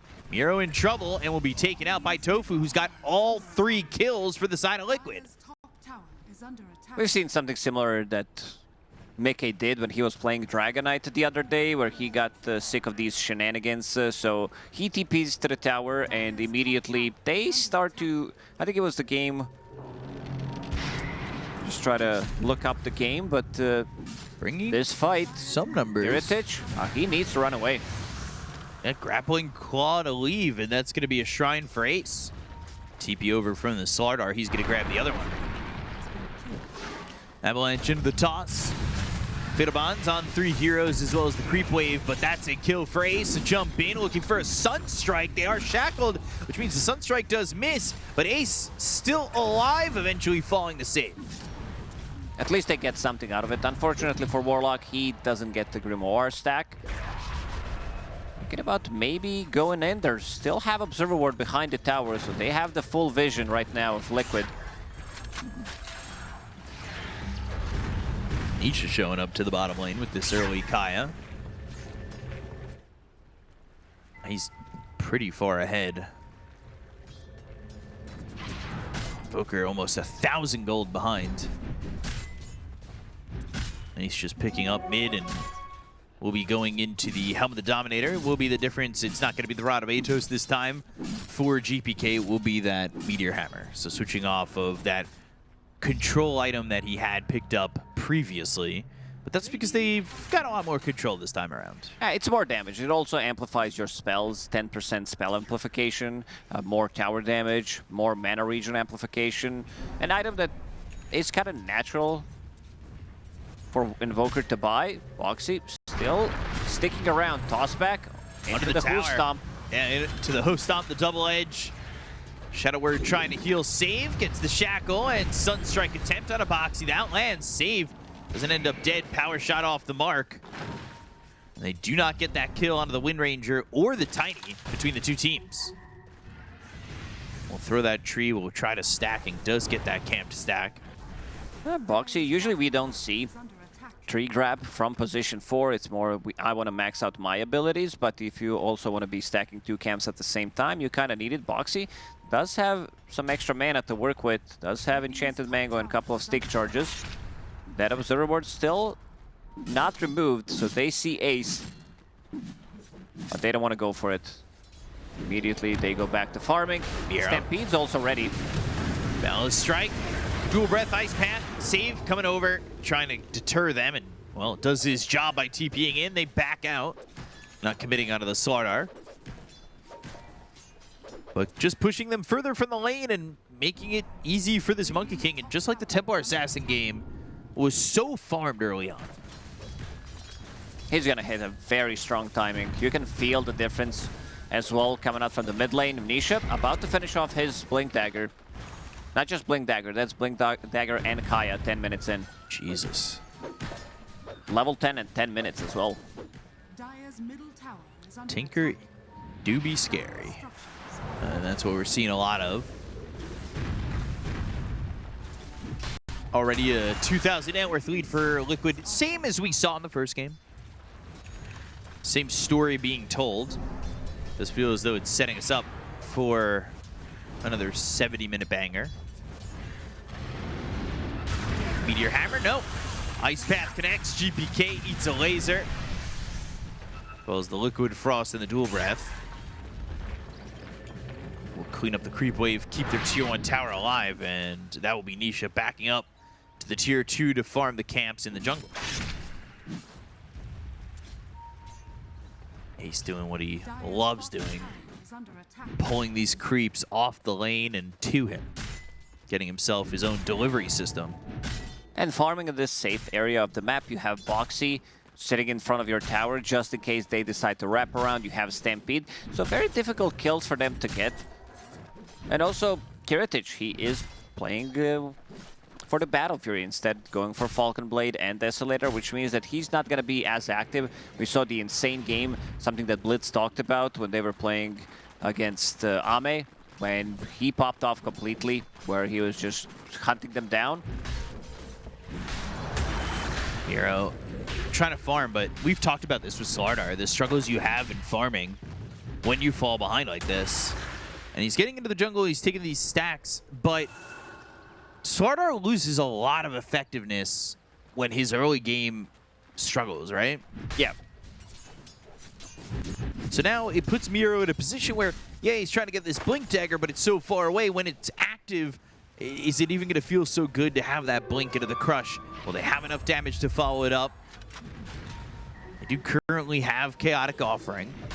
Yeah, the game that I was referring to was against Team Spirit, where it was Yatro, actually, that did pop off Mickey. The damage, Shackle, can power the arrow shot, get close? Sunstrike. Stampede at the ready. And the focus fire on Amike. They'll drop down the Chaotic Offering, toss back towards the creep wave, and they have the Fatal Bonds. He's trying to avoid the damage, but Power Shot comes in, and they get the kill into the Monkey King. They griefed him. He wanted to use the ulti and use changing of the guard to get out of the trouble and maybe get the reduce the cooldown on Boundless Strike. Here comes Nisha. Blink forward and a laser, but can't stop him. They do have Boxy moving forward, but he's got the Corrosive Haze on him. Picks up a Lotus, and Miero's running over, but there's the Avalanche. Has some charges for a toss on that stick, and Miero jumps in and dies. So now they go to the power shot. The Shackle connects on Anisha as well as Tofu. The jump back in as Mickey's back into the fight. They'll look to get the kill to Kentomi, and now they'll find Kiritich. They'll jump forward for save. It will be the Ravens Veil to escape. Sunstrike's going to be hitting on a Mickey, but it won't matter. It doesn't hit Boxy enough to get the kill there. Boxy, he was putting items in the backpack, but he also did put his boots in the backpack. So unfortunately didn't have enough to chase them down. They're still gonna smoke Team Liquid. Like, Miero is really struggling. We saw this Lorder from the offlane when he's not off to a good start. This hero tends to struggle quite a bit throughout the whole game. Tornado, it's a bit too short. Story of my life. And Kiritich will jump in with the Echo Slash Power Shot combination, and the Shackles hit on Amike, but he's inside the Wukong's command, and they're trying to Raptor Dance, but just cannot find the footing. Very nice bait from Tofu. He comes in, the rest of the team hiding in these small area within the trees, and then they come out. Mickey with the Diffusal Blade. Could be a 14-minute double shrine, by the way. I don't believe Liquid have taken their own shrine yet. Isha about to have this Dagon. And cutting it on 10,000 net worth. It's when you said Dagon, I was like, okay, he's still super farm, but he also did go for Kaya and Sanj, so it does have Blink Dagger, Kaya, Sanj, and Dagon 15 minutes in. 3,000 net worth ahead of anybody else. It's kind of insane. With Kaya Sanj, you have mana cost, mana loss reduction, and you also have level 10 talent that gives you extra 10% on top of that. So your spells are extremely easy. Like, you have 1,200 mana pool, and your highest spell is 100 mana. It's not bad. Tornado flies in. Boxing nearby, Chaotic offering Fatal Bonds. They'll get the kill to Tofu. Toss up into the air back towards the Golem. Power shot hits on Boxy. And there's the Sunstrike with the Echo Slash. Balanced Strike. Mickey thinking about joining him, but doesn't have Wukong's command. The bigger they come, the deader they fall. As it's a 2,000 net worth lead for Liquid, and I mean, a lot of that is singularly on the Tinker. So it's not like Bet Boomer all too behind, but the problem that they're dealing with is Solardar, who's got nothing. Well, this Dagon's also going to be very explosive when it comes down to damage. He shows up in a fight. Right now, it takes away like 1/3 of Kez HP pool, which is pretty insane. And we can already see the itemization that they want to be going for. Something that Tinker is very good at is using this defense matrix. So you have status resistance, 30%, extra bit of barrier. On top of that, I see Save, trying to pick up the Yule Scepter. I see Nullifier as well. In a quick buy for Kez, you have Tornado. But a lot of things that he doesn't like to play into. They are smoking behind. They want to get Ace. Jumping Crush, Sunstrike, and the Power Shot. Ace is soaking up a lot of it, but the Grapple Claw, they'll stick on. Use that Focus Fire, get the kill onto Ace. who in death pick up that Lotus, so Liquid unable to react. It's the power of the numbers from Bet Boom. Kataomi looking for the Solar Crest, but Liquid, they've got this very farmed Tinker. What do you have to do to just pressure Bet Boom and expand this lead? They need to find an opening. They will have 2 Blink Daggers eventually. There is Lotus Orb finished on Ace. Tiny needs another 1,300 gold to finish it. Then the fights are going to become easier where you have like people jumping in. We still haven't seen them bring the whole squad with the Wukong's command, fighting with the Tinker. And I see Mickey's going for Disperser as the first item. I really like if he commits for it. It allows you to remove a lot of annoying things, Dispelling Sprint, Wind Run, Fatal Bonds and Corrosive Haze off of yourself, annoying stuff, Cold Snap, and just gives you that move speed to maneuver in the middle of a fight. This would be definitely the fastest Disperser, probably on all of the heroes. Right. I think Amar, during the previous Dream League, talked about the only way to play the Pango is to buy Disperser on the hero, otherwise it doesn't work. They're grouped up over mid. Both teams. Nisha not here, but does have the ability to TP in. Blink, crush, and then Nisha in. But now they'll look for the Cataclysm, the damage on a box. They get the kill there. Thinking about the Wukongs, but can't quite get it out. Macropyre laid down on the ground. Wukong's command, and now the Diffusal inhibit on a GPK. Not doing much of anything for either team except for that kill out of the Tiny. Not really feeling the massive impact of Tinker just yet. No, he needs people to lock them down. Like, he needs those Boundless Strike avalanches to connect. Shackles stopping them from going for Kataomi. Save's doing a very good job on this Wind Ranger today. Tornado, Ice Wall, EMP, and this will be a lack of mana. Shackle actually bounces and connects the other way. The look for this Invoker. Oh, Crush comes in, but they've got the Ice Path on 3 heroes. Save Miero as well as GPK. They're all dead. Double kill for Ace. They overextended. These are exactly the fights that they need. Fight within the stun so Tinker can come in, recast his abilities, and immediately they go into the Roche pit. They don't have like the most Roshan damage, but it's gonna be enough. Kez playing on a different side of the map. Kez not gonna be here. They can't defend this. First Roche at 20 minutes, could go Torm after. They're all gonna be here for Liquid. It's that 20 timer.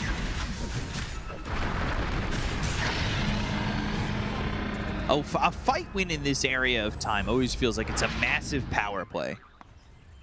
It really is, and they are bringing out the rune. Ace gonna grab it, maybe thinking, because they saw them coming. With the Watcher, and now you said Tormentor, potentially 4 bounties? Potentially available for Liquid as well. Seems like Mickey, he's committing. He is going all in, upgrading that Diffusal Blade to have Disperser ready. Would definitely love to have it for the next fight. Kataomi, no rock for 30 seconds. Not committing for the Torm. You should just get a back away and farm some more. They don't have to take the fight right now because there's 3/4 big items that are coming out for Liquid. They're so close to all of them.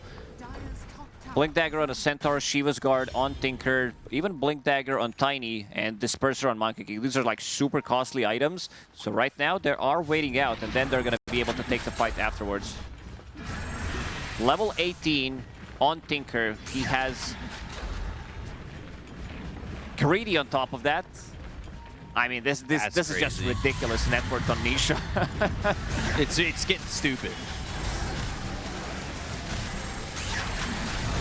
This will be shard for Tofu.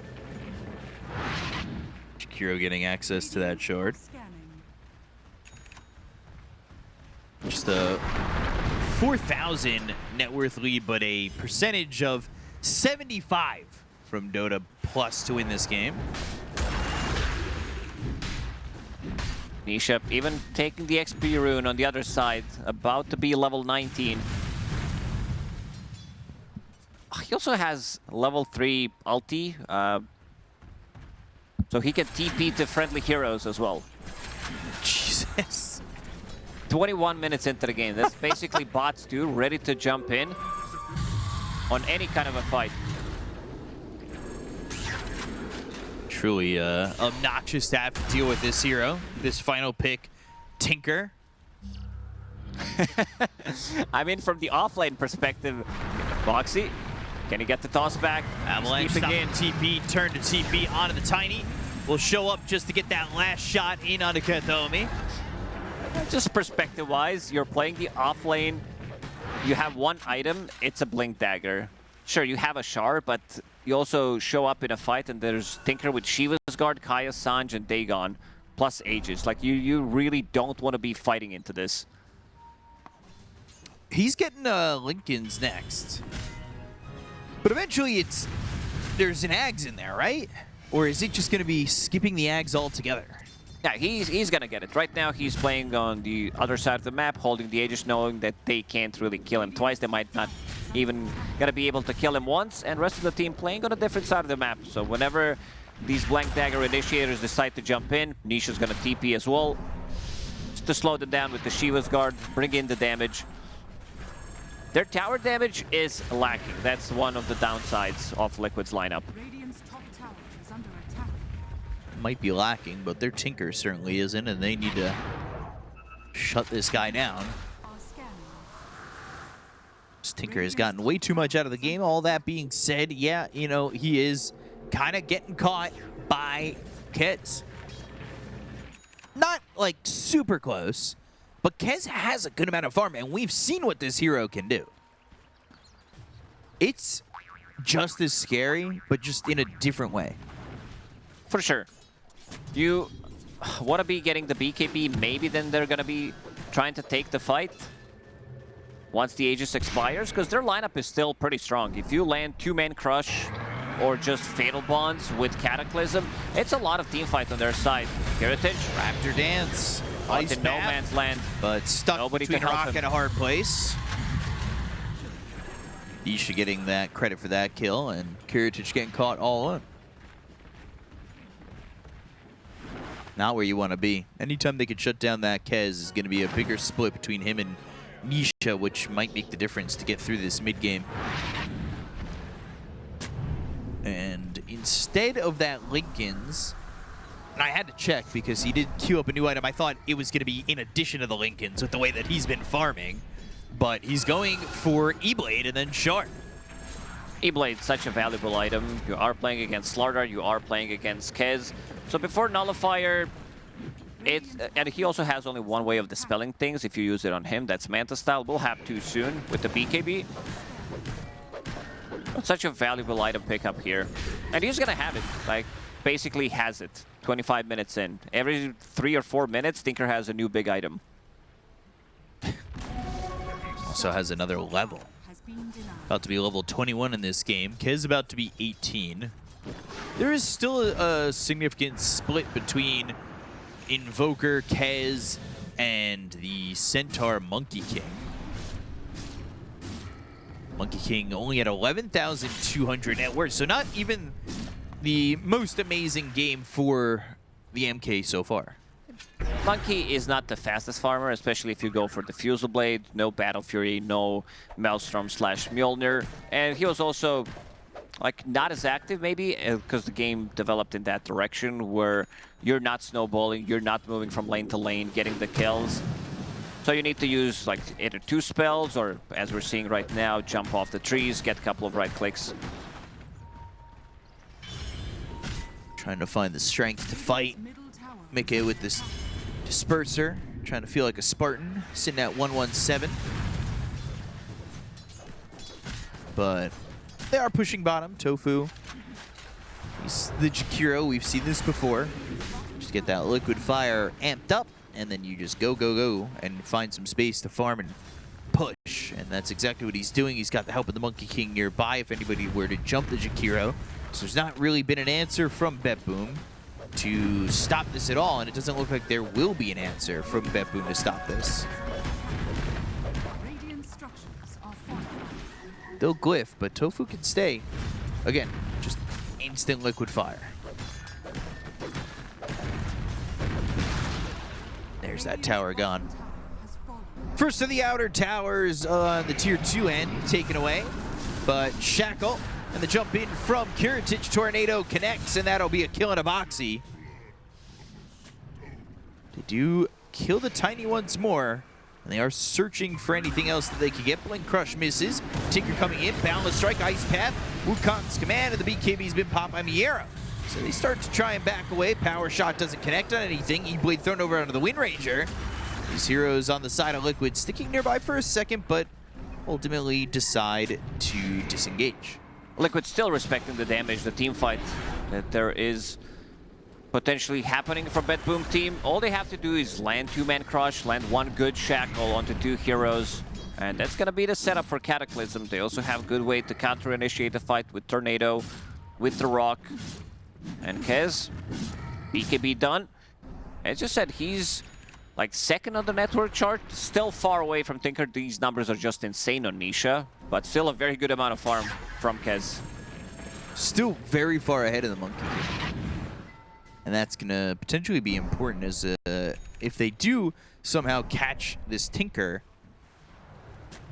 the game favors BetBoom pretty heavily in the fights that would take place afterwards. AIDS jumps in, stun and the double edge onto GPK. The Shackle connects. They'll get a kill and a boxy once again. They use that Stampede, but the grappling claw, Blink, Crush, Ice Path onto a couple.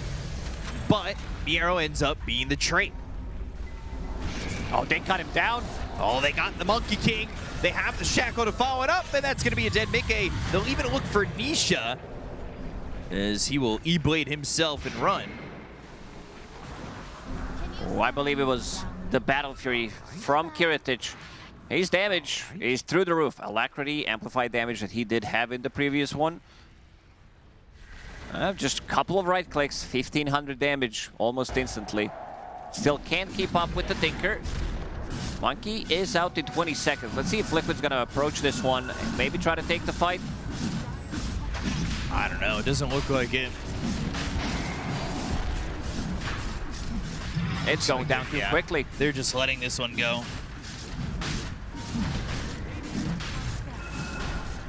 Yeah, you're kind of fighting against this Roche. And Aegis, Banner, Kez, 18,000 net worth. Like, this is a really great spot for Kez to be in. We see how quickly he could kill these heroes.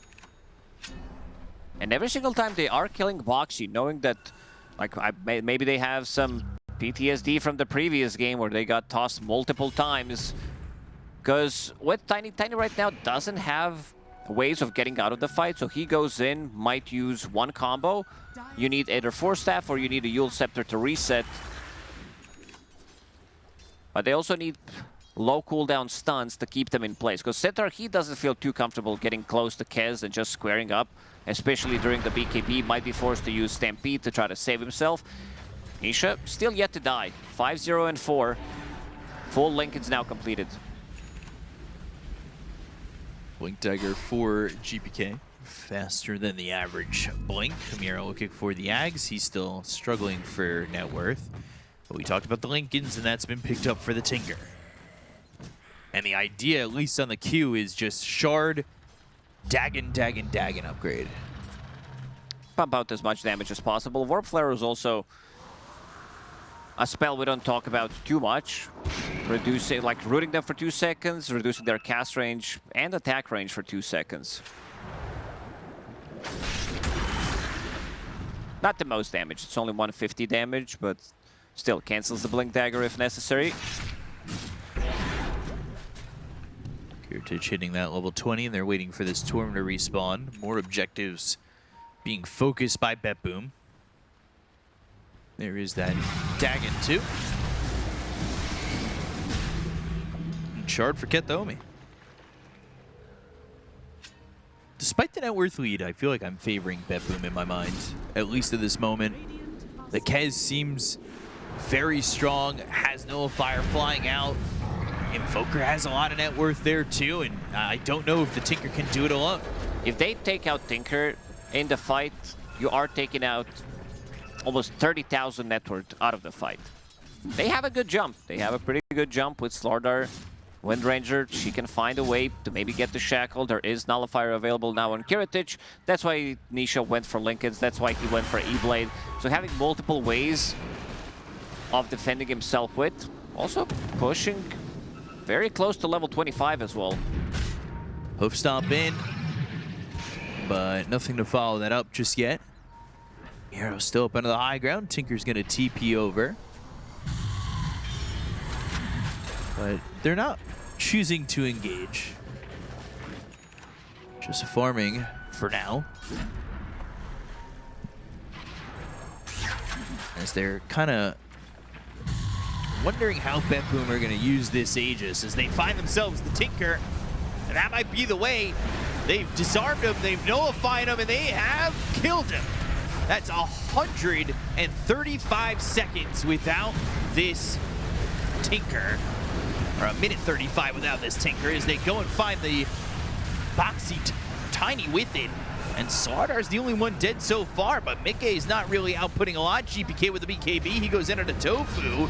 They'll get the kill out of the Jakiro, that will make it a third. And down goes Mickey as they will find 4, maybe even a full team wipe if they can get Ace. GPK's right there, Raven's Veil as well as the Nullifier. They've got the Ice Wall down, but he goes into the Stampede and they will use that Yules despite the fact that he had the Lotus. The Sunstrike will hit, and that will be a full team wipe for BetBoom, evening up the net worth and just completely wiping Team Liquid.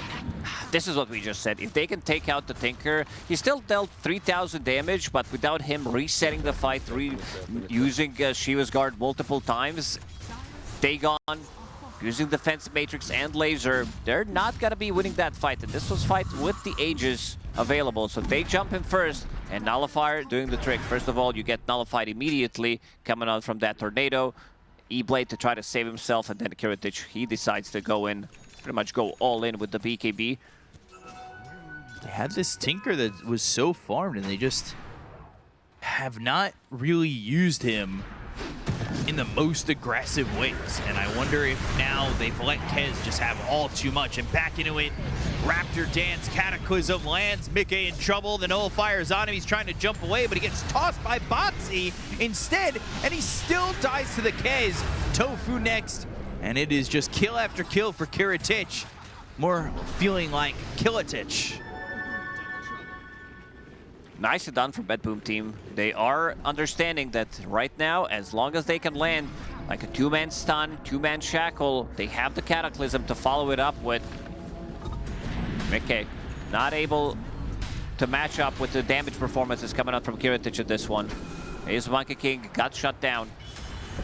We haven't seen them hold them inside of the Wukong's command. They're running away. You have Slardar with the BKB, Invoker and Kez, so they can easily reset.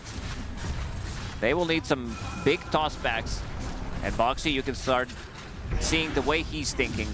These items are getting nullified, so I need to buy an item that cannot be nullified. Going for Shadow Blade of his own. It makes me think back to the Disperser. If skipping that BKB was, or not the BKB, the Battle Fury was the right move. Where you're now kind of lacking this farm. You've got Disperser, BKB, and that's it. Technically the Shard too, but I just... This Monkey King can't stand up to these heroes. He's down 10,000 net worth to the Kez. Yeah, he can't really kill any of the cores. He can't kill Windranger. Maybe he can find something for Warlock, or they could go for the tossback play into Boundless Strike, into the Hoof Stomp, and then try to make a kill off of that. But it's not an easy one. I also want to see what he's going to be building into next, what the next item for Mickey is going to be. Whether he feels that he needs to get something along, like maybe he needs... I mean, there's a couple of options. I think Scotty could be okay-ish. Jump in, Tofu, not grabbing that ice path. Even Stampede getting committed. But they're right onto the Warlock. They'll get the kill. They'll take a Kataomi. If Liquid can isolate the targets like that, get a toss back into the Tinker, they are killing the hero, or at least getting the BKB out of the system. I also don't know if Nisha realizes that this is not Dagon 5 yet. So keeping it at 4. 5's for later. Can't be too powerful too quickly. Might not want to spend the money on the level 5 and throw it elsewhere, saving up 3,200 gold, because that's going to be enough currently for the Mystic Staff, but it'll save up for the entire Arcane Blink. Not a blink we see too much of these days. Speaking of upgraded blinks, Kiritich has that Swift Blink. Wants to pump in damage as fast as possible. Jump in. There's Dagon 5. Tower is under attack. There it is. He noticed. And I lied about him saving up for Arcane Blink now. He's also level 25, 40 intelligence. Sitting at 3,000 mana pool. Also has Psychic Headband, so he can push the target unit away. With the Warp Flare, he's going to have another way of doing that. Are you always getting 40 intelligence when you're Tinker, or would you ever go to that 200 AoE laser if he had maybe Ags?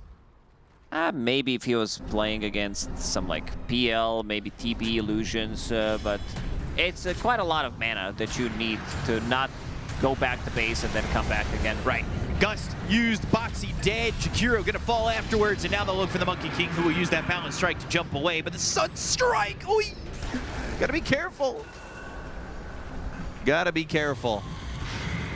Bet Boom, they still do not lose anybody, and they're the ones holding on to an 8,000 net worth lead now. Radiant are scanning. This Kez doing it all. As well as, honestly, the Invoker, who's got a boatload of farm.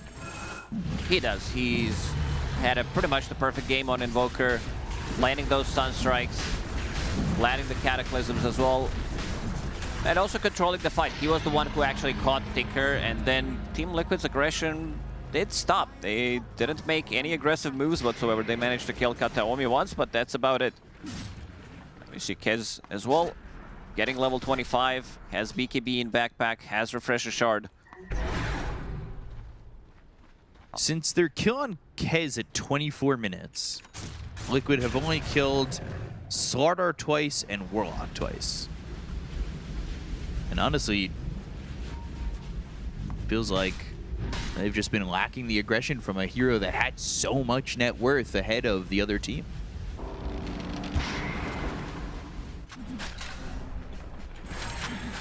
$5,000 gold saved up for Nisha. Dire's middle tower is under attack. Holding on to what he can, as he's the one farming the most, of course, in the game and on the team. But now Satanic for Kez. That's going to be a big issue. Massive issue, and also Refresher on Invoker. So potentially double Cataclysm with Octarine Core, lowering the cooldown of the abilities. MK opted to go for Basher and wants to get full Abyssal Blade, but like we've seen the play that they did in the previous game with Tiny onto Underlord with Abyssal. Seems like that's their game plan for now as well. Toss somebody in, get the Abyssal Blade, get the Wukong's command, try to hold him in so that Tinker can deal the damage. Tinker's sitting at 5,000 gold, but in theory he can't get too much bigger. There's a couple of upgrades that he can still do. Sure, your Blink can be upgraded, Aghanim Scepter as well. Pick up the Shard. But you also gotta worry how much of the farm he's taking. He's sitting at 35,000 net worth, which means that the rest of the team is not getting that much farm. You see where Boxy is, only 7,000 from him. Does feel as though Bet Boom have a insurmountable lead, and GPK is going to go top. But the problem currently is just getting up out of the high ground. They are circling, expecting the Tinker to be in this area. So you see the March of the Machines pouring into the Tier 3 area and into the lane. GPK will search, not find anything. There are a couple heroes in the area to help out.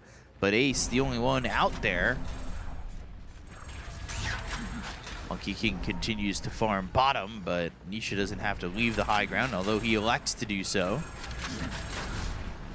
Nobody from Bet Boom ready this time. Heritage, you can see queued up is that full Ag's Blessing.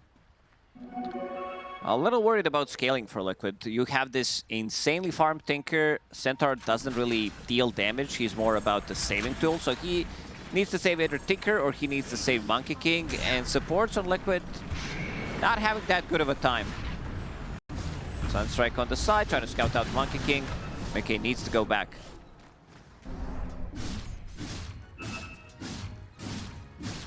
Bet Boom been placed in between where the tier 2s once stood for Liquid and the high ground. Have not really backed up from that point with this Aegis, and now they're going to go and jump onto Mickey. They're trying to get the kill, but now they found the Kez. Can they get the 2 kills out of this hero needed to really turn this game around? He'll parry BKB and run away and heals up. Back to full. Eats the cheese. Gives out a little bit of a burp in doing so. As long as they can get these tossbacks, and finally Boxy finds the secondary item. He was saving it for a buyback. Now with the Shadow Blade ready, it's going to be much easier for him to reset or find the targets to go for. Yeah, they got that kill into the Invoker while all that was going on, and, you know, Kez gets out, he gets healed up, but you're without your Invoker for 70 seconds. And he's a lot of your damage. Those Cataclysms have been on point. He's a good amount of your control there, too. With no buyback, it does leave this moment for Liquid to just kind of push out a little and feel some alleviation from this pressure where Invoker can't hurt you in these moments. And now they're on the hunt. 45 seconds, still fighting into Aegis, which is going to expire in 30 seconds. Boundless Strike, Katomi throwing in the Chaotic Offering. Nisha, he's nearby, throws a laser, hits Katomi, and now they might find themselves another one as Save is in and surrounded and killed. Nisha's got a double kill. Get some more gold with this goal. Boxy's on the hunt again, on the side. They're not done yet. Avalanche, and then the laser in. Nisha helping to get this kill out of the Slardar, and Liquid all over the map to get a 4th hero, and they have really recovered within those few minutes. For me, Tiny is the hero of the tournament. Like, he's sitting at sub 50% win rate, but he's making all these plays happen. He's scouting things out, and them getting the jump, knowing that Invoker, he can come into this fight. And another good toss back into Avalanche from Boxy this time around. And Nisha still holding up Liquid and making sure that they don't leave this game lost. Stampede committed, Ravensvale, Avalanche missing, BKB, GPK, Cataclysm thrown, but not doing the damage needed. Now they can start to hunt people down. Shadowblade, Tinker TP is in. Let's see how big Nisha can still get. This E-Blade, Arcane Blink, pretty much 6 slotted with the Shard. Can still upgrade his Aghanim Scepter, sitting at 6,000 gold. Tornado lands, but no follow-up, nobody near. Uh-oh, Kiritage. Spotted. Avalanche toss, BKB, Nullifier onto this Tiny. Ravens veiling, but trying to survive. They've got the Abyssal. They go to the Wukongs. Can they get the kill to Kiritage? He's in trouble. There's the Workhorse, throwing the Tiny into the cart. It's heavy, but he can get away with him. Ice Path connects onto the Wind Ranger, and now Nisha, he's pretty far forward. They don't get the kill on the Kez, but they've got the lockdown, the Slither Crush, as well as the Shackle. That locks up Nisha. He's going to be healed up a little bit, but still surviving. Cataclysm, oh, not going to be on the mark. They jump back in, Miero with the Crush, and they've got the lockdown on Nisha once again, with Kez right in his face to get the kill to the Tinker. They take Nisha's life. Miero, he's coming back. They're ready to go, and they're going to buy back on Nisha. He'll come back as he jumps forward, uses that E-Blade to get the kill to Katomi, and they get the Shackles to land on this Centaur. Can they get more? This is 2 buybacks, one very expensive one. Without Tinker, their high ground defense is also not going to be as good. They thought maybe with the Boxy buyback, but nothing to really TP to, so he had to TP to an outpost. Took him a really long time to come back into the fight. Nisha still life-stealing a lot, healing himself with Dagon. And Now, off to the high ground they go. Wukong's command ready in 15 seconds. Tornado splits the seams. Tier 3 tower bottom starting to lower down as they don't want to buy back on these heroes just yet. Reoccurring theme. Ace needs to take care of Tinker in the next fight. He can't let him die. Workhorse is ready. Mickey onto the high ground, gets the tower. Boundless Strike not ready. No BKB. Card, he puts him in. Meteor lays on top of him while he's in the cart. Sunstrike! Thinking that they have the damage there to get the kill. I believe shared between him and through Tinker towards top. Monkey King goes back to base. Radiant's middle tower is under attack. Boxy, Tofu, he'll take the outpost. And these heroes now, Betboom, experiencing what Liquid felt for a good while, being stuck in the base.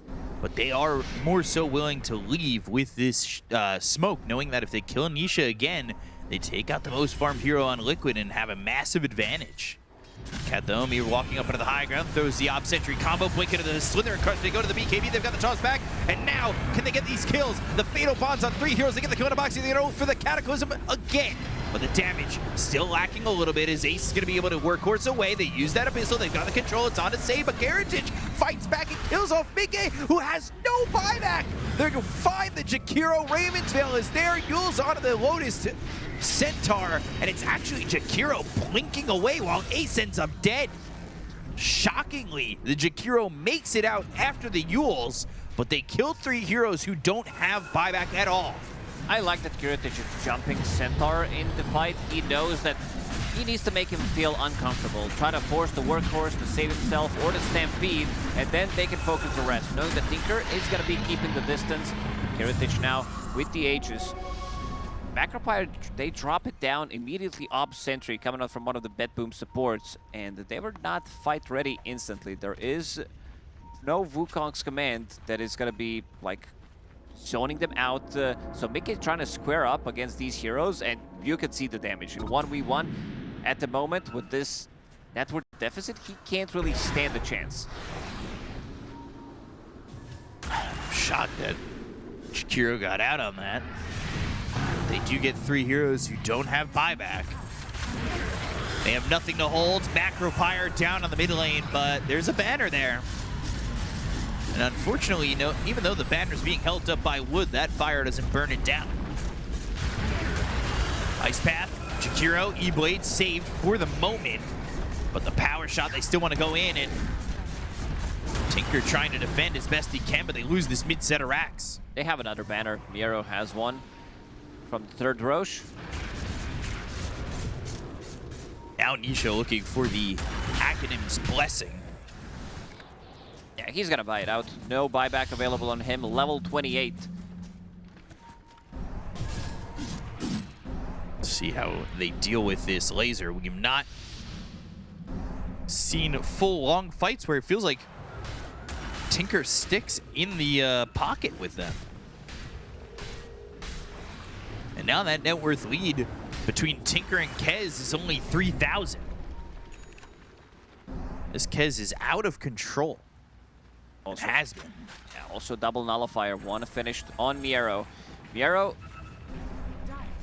even though he didn't have the greatest start, all he has to do is get the good blink initiation, maybe get the nullifier now, provide some extra bit of damage amp with Corrosive Haze, and Kez will take care of the rest.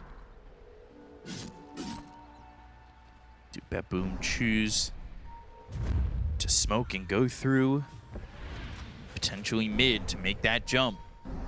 Looks like that's the idea. These heroes on Liquid are actually not in the base. Most of them sitting elsewhere.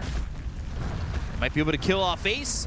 They drop down the Chaotic Offering with the Axe, so that's 2 golems. Blink Slither Crush coming through, but Boxy's going to try and react. They've got the Toss as well as the Macropire. Here's the Meteors as well as the Deafening Blast. It's everybody pushing them away. Cataclysm flying in. Okay, Zed. Damage is okay, but not enough. They got the kill on Miero. They'll look over at Mickey, who's still within this Wukong's command, and Kid's going to be stuck in it. Inside the Macropire, inside the Ice Pet, they get the Aegis out of his hands. The refresh on the Chaotic Offering. That's going to be 2 more golems that are in on the side from Beboom going towards Liquid. Toss back and forth. Kiritich going the other way. A bit of a curveball that came out from the Tiny. The Deafening Blast once again. They go to the Cataclysm one more time. They get the kill in a boxing as well as making, but they find themselves the Kez. They jump forward to kill off Kiritich.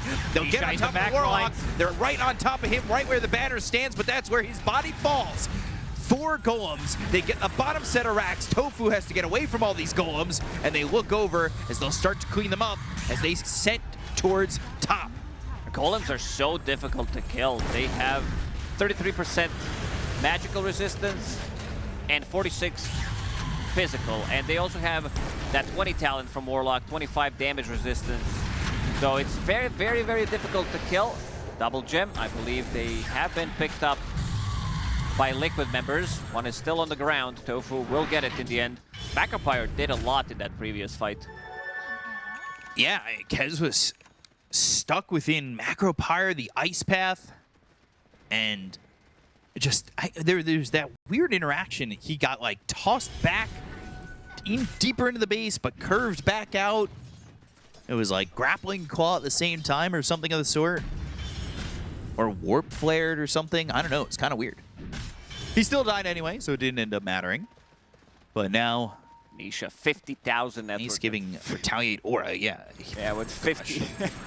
I like that he went for Retaliate Aura and Retaliate damage, showing that he wants to be able to, because there's a good amount of right clicks coming out from this Slardar, from Kez as well, when he doesn't have Satanic ready. It's gonna be a lot of damage return. Nisha wants Ag's Blessing. He's got 10,000 gold, but he's also holding a bottle and a Kaya Sanj in the backpack. We'll pop the BKB when necessary and then swap Kaya Sanj in. Tofu needs to be careful. Radiant actually gets the Tormentor kill. Oh. BPK getting tipped. This is what happens when you are trying to take Tormentor while being in the melee range. I've seen it happen a couple of times. GPK. It's a cool steal.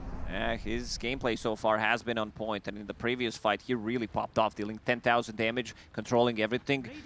Double Cataclysm, double Hex as well with the double BKB.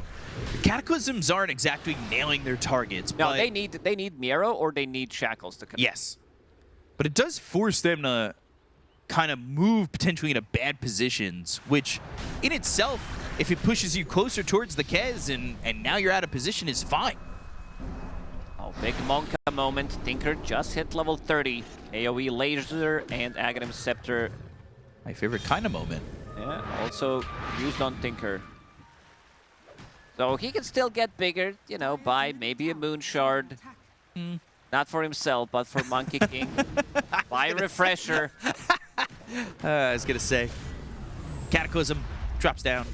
And Just to get that second BKB with the Refresher. Otherwise, this is it. You're maxed out. Yeah, there's nothing more to... And he can swap in Hex as well. He did sell Kaya Sanj. Decided to keep the BKB, which is on relatively short cooldown. 38-second cooldown only.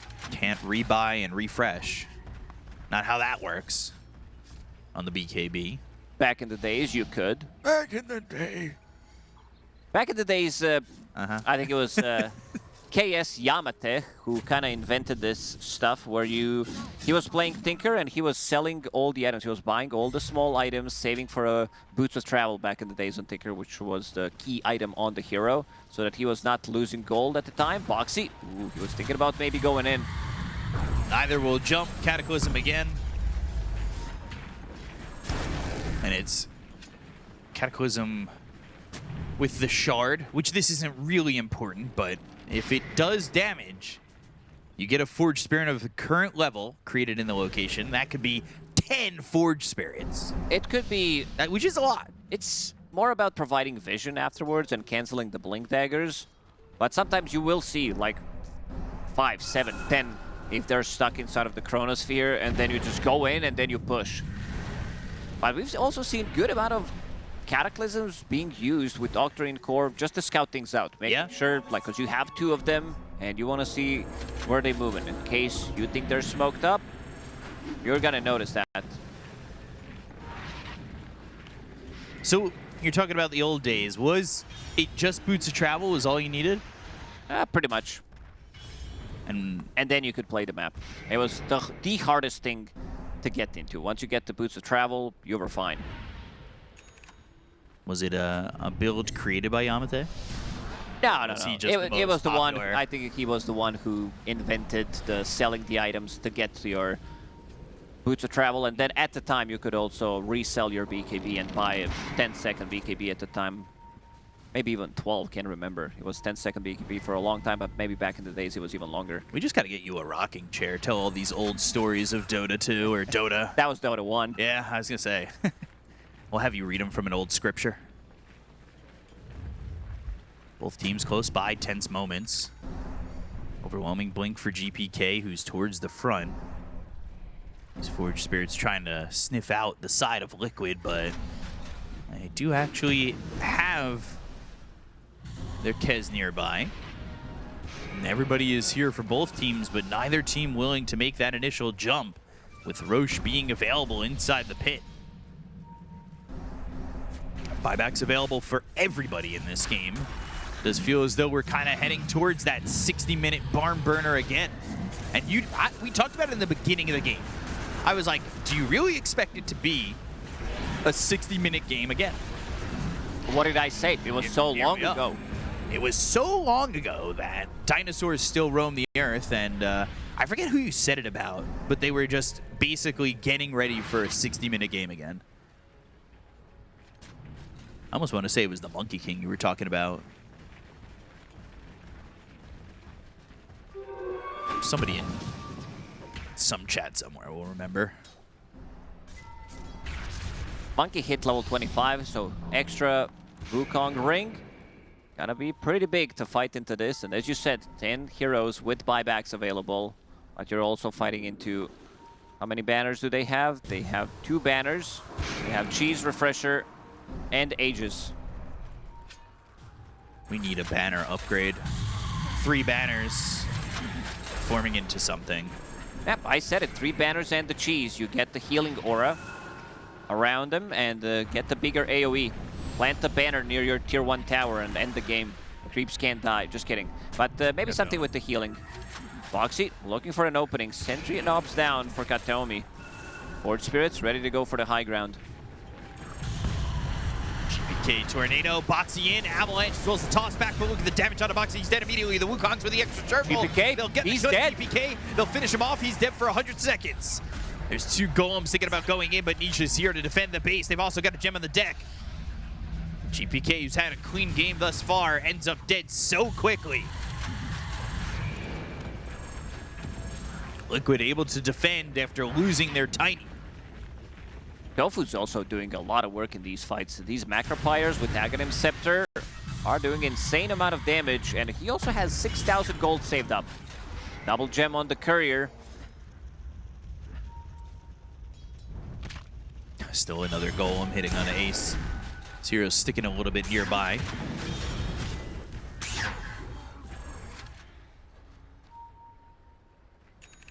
I was going to say my banner upgrade, you have 3 banners, you put them on a catapult, and it becomes a trebuchet that can hit from further. It has a lot more health, so you can siege from further. I've heard a number of ideas coming up from you. This is not actually bad. I like it, I like it. Let's go, Ice Rock. Implement one of my ideas. I'd be so happy, so proud. Just not a stupid one, please, that I've said. And then you can throw in like pig corpses, like in the medieval times where you're sieging. And You then can they choose start to jump in as a hero, and it'll throw you into the base. Then you start losing the HP you can't regenerate because of the plague. The hero's starting to scale. Blink Dagger, Aghanim Scepter, Force Staff, 7,000 gold. Time to look at tier 5s again. Back-to-back games with tier 5s. And this is the question I had in the last game. How many 60-minute games go 70 minutes? And there was that statistic about Liquid being very, very good at 70-minute games. I think undefeated in 70-minute games or something of the sort. So far at Wallachia, they had one against Heroic, which they did win. It was 79-minute game. And then this one against BetBoom, also 76-minute game. So all they have to do is push it into the 70-minute territory. Double Minotaur Horn for BetBoom on Kiritich and Miera with the Stygian Desolator on save. Save is scaling. Save is also Dezoom, realizing right. that he needs to be the one dealing the damage. Opted to go for a BKB after 3 support items, and then also got Daedalus. So he can also be the one sieging the high ground if they feel like they need to kill the tower. Sunstrike for now. And 2 Dezoom Blood Rights, 1 for GPK, 1 for Kethomi. Boundless Book of the Dead for the Tinker, that's going to be the extra attack and cast range. Boundless for Mickey there too. Fallen Sky, 3 Books of the Dead and 1 Spider Legs. Oh, Avalanche tossed back into the base. The Boundless Strike is there. They look to get the Kez, and they got the first life out of his hands immediately. GPK goes in with the meteor as well as the GPK blast. half HP. He's dying to Monkey Wukong. And they'll look to get Kethomi as they'll take out the Warlock. They got the kill there. The arrow with the BKB. The banner's very far back. Boxy finds the Avalanche. It's going to be out of Karatage. Mickey going in with the Abyssal Weight as well as the BKB. He's got the control, but the damage from Karatage takes out Mickey. He takes the Monkey King away from the fight. Who's got buyback? But this toss Kez back is from doing Moxie. so much. They need to be careful. Karatage healing up with the BKB once again. The damage on the Boxy, chipping him down, chiseling him into nothing. They get the kill into 2. They don't buy back on the side of Liquid. They have no Me Arrow. They have no sword up at the blink forward looking for more. They've got themselves Nisha moving forward, but they lose Tofu save, getting the damage out, and 3 heroes on Liquid have buyback. And will they use them? Everybody in this game but the Warlock, who already bought back, still has their buyback. Oh man, what is this abomination of the hero? This Kez goes in and almost like 3 shots the Centaur. Immediately the damage starts to stack up. Alacrity onto the golems with damage reduction. They planted the banner as well. There is the buyback from the Tiny. Workhorse to get the extra stampede speed, but he is slowed up anyway. Still gets up onto the high ground and survives. The high ground defense is there. They have multiple Necro Books, as you said. Tinker's Necro Book, or Book of the Dead, is on 30-second cooldown only. That's pretty good. Pretty neat. Cast range upgrade for Tofu with the Boundless Spider Leg, so he'll have that when he's up with the Macro Pyre. Not committing the buybacks on the Monkey King or the Jakiro. Buybacks definitely the theme of this series thus far. Boxy doesn't have his. It's definitely a buyback that they kind of need to have, or he needs to have a BKB so that he can get nullified once he goes in. Jump in, save with a BKB and the Stygian Desolator. All he wants is to focus on these buildings, but instead, they'll find themselves saved. They'll get the toss back, they get the kill there on the Wind Ranger. Now they're going to look for Karatage. Karatage needs to be very careful. He's got the cheese, he's going to be stunned up. The Abyssal Blade is there to follow it up. Can he get a satanic? He's starting to parry, he's starting to fight back. Mickey's in trouble, the Cataclysm flying in. It's going to do a little bit of damage, but it's not enough. He's trying to wrap it in, but he's stunned up again with the Avalanche. They've tossed him up into the air. He'll eat the cheese. He's surviving for now with Nisha. Everybody on the side of Liquid in the face of this Kez, and they get the kill into Karatage. He tried to fight back, tried to overplay his hand, and he falls out and folds. Still showing that this hero can do so much. It's such an insane amount of damage. But again, the tossbacks. This is the best ability in Dota. Magnus right now not being a hero. Seems like this is the hero in Dota right now to be winning the games off. No matter how bad of a situation you're in, one tossback into the Wukong's command, into the Boundless Strike, any kind of a stun is going to do the trick. And it seems like Mickey is also having an MKB. Yeah, getting delivered on the courier, so the matchup is going to be better for him. His own King Bar against Butterfly on Kez, who is level 30, is going to be big. And now Liquid starts to push with these Books of the Dead. 3 books to be exact. Monkey King, it's not his innate to have the MKB, but when he gets it, it does feel like one of the better items he could pick up overall. Yeah, and Divine for Nisha is the thought, and a Moon Shard. He bought the Moon Shard for Monkey King already, which we said that he might do. Extra bit of attack speed feels really good. Liquid onto the high ground they go. Karatage has buyback. We're waiting for him to use it in game number 1. Game 2, he's still not used it here in this moment. But he's got 20 seconds until he's back alive. Yeah, Team BB, allergic to BBs. They don't want to be using them yet. Kind of the right move. Even if you lose one set of barracks, it's still not worth it. And Kez starting to think about getting the Divine Rapier for himself. Kez had bought himself and devoured a Moon Shard. So like eating a Laffy Taffy, you just eat that, now you got more attack speed. I wanted 4 Divines in the first game. It feels like we might get 4 Divines in this game with the amount that are queued up at the moment. But Nisha unqueuing the Divines, going 16,000 gold. He wants a Wind Waker.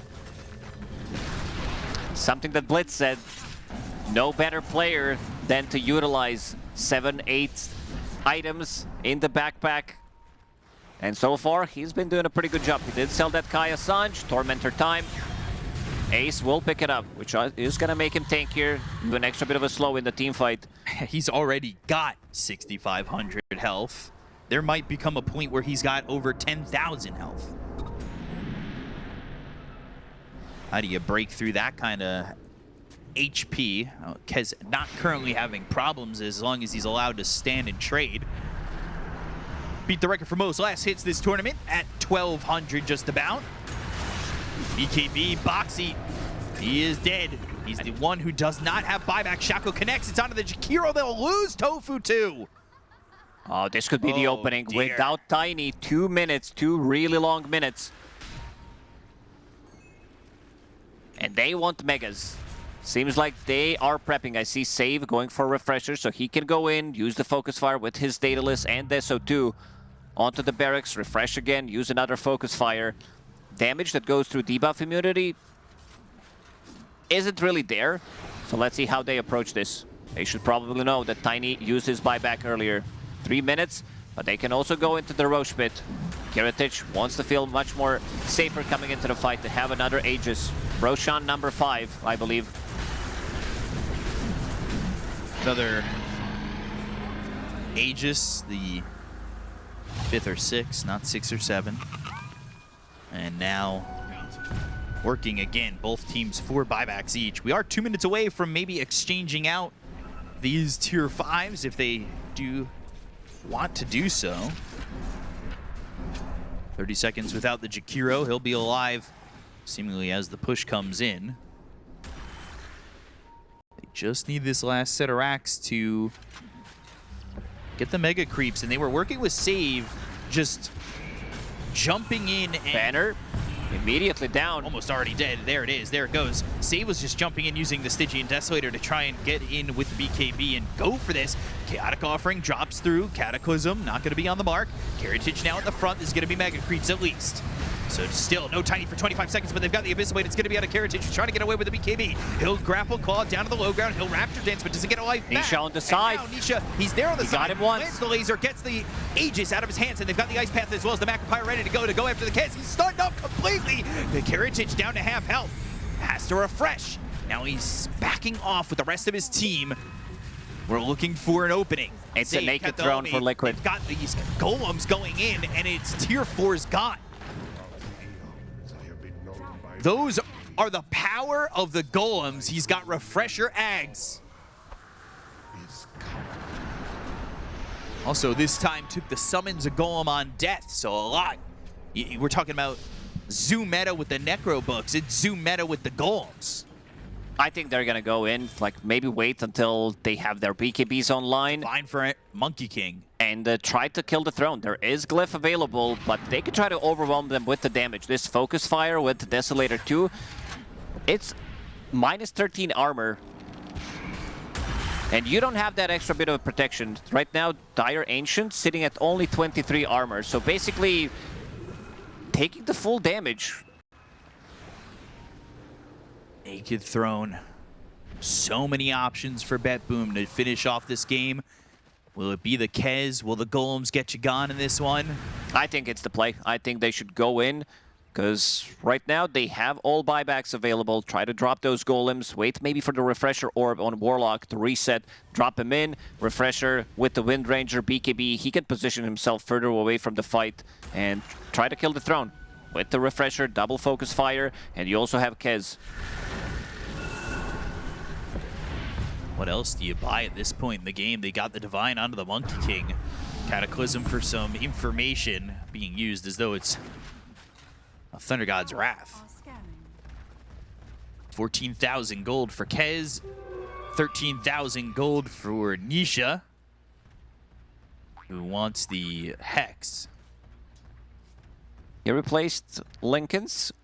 That is in his backpack right now with the Wind Waker. Thinking maybe he can get the save on himself. Maybe he can save someone from the team. But now we're at that point. They didn't finish before 70 minutes. Undefeated Liquid at 70 minutes plus, albeit a small sample size. I think it's go time. I think they should go all in onto this throne and just try to kill it. You are going to be fighting into Divine Rapier, Monkey with Refresher. They don't know about the Divine yet. Mickey has been hiding. Stygian Desolator, I believe, was changed to give a different enchantment to Save, who's now got Audacious. 100 attack speed, 80 magic damage, but incoming damage upgraded by 10%. Options aplenty for both these teams. Avalanche going to be a miss. They'll Stampede. Also fleet-footed for the Invoker on his Dazoom Blood Rite, which he kept, so he's got an extra 115 movement speed. Sardar changed his to a Book of the Dead with Audacious, so he's got extra attack speed and magic damage there too, meaning more bashes potential. But you are kind of seeing that these heroes on Liquid can't get out there to get their own new neutrals if they wanted them. They kill the creeps even before they kind of get to base, sending out these Necro Books constantly. Tinker with the Shivas, with laser AoE. The creeps still die pretty quickly.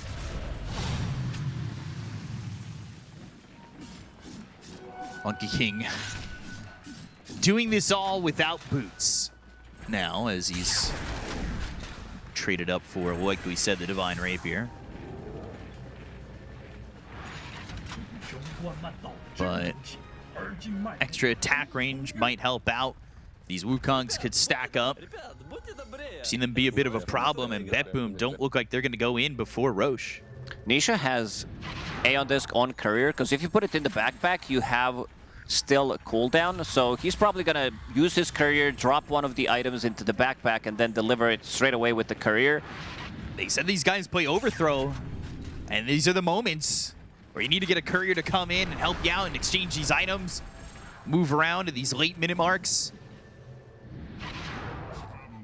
Hoping to potentially take this series 2-0, but we might be looking at a game 3 where we might even see another 70-minute game.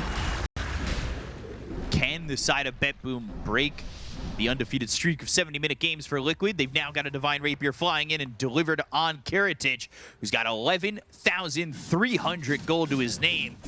They're stocking up for game 3 with all this gold being picked up. His buyback is 5,000 gold. Nisha's buyback over 5,000. This is tense. And ooh, Courier. Courier. It's okay. It survives. Another Book of the Dead. Miero picks it up for himself. That has the Hex and the Aeon Disc on it. This Courier is doing a lot of delivery work. I want to see them go. I want to see them enter the fight with their Blink Daggers and just go for the throne. Throw these rocks, go with Warlock. He dies, he comes back into the fight. He can buy back and die again, drop 2 more golems.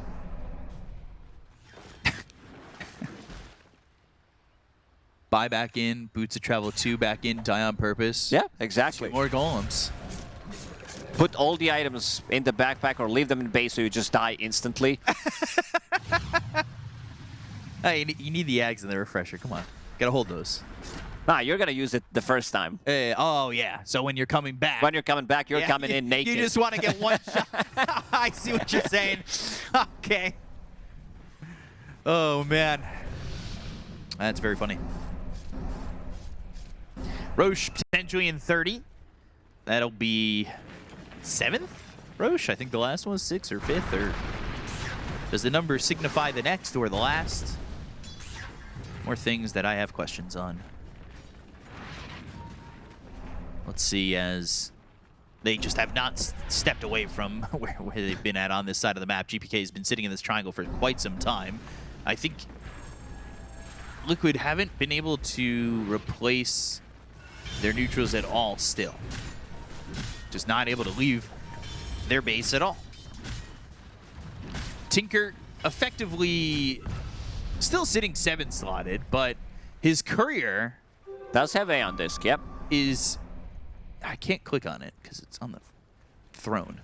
It's giving me a lot of problems. Aeon Disc and Hex on Courier. There you go. Thanks, guys. Appreciate that. You're better clickers than I am.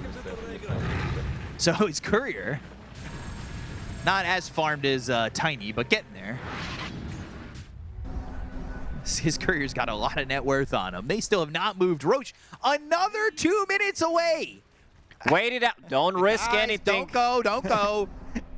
Everybody has to hold. It'll happen like, you know when you've got a glass full of ice and you want one ice cube? Oh, hold that thought. We're going to go into the fight. Jakiro, dead. Tofu, gone. Block of cheese also available on the Wind Ranger. They got the Jakiro. He's got buyback. Liquid didn't hold. But they are trying to stay solid here on the high ground. Jakiro out far from the rest of his team. I was not expecting him to die. But it's a good way to stop me from saying stupid things.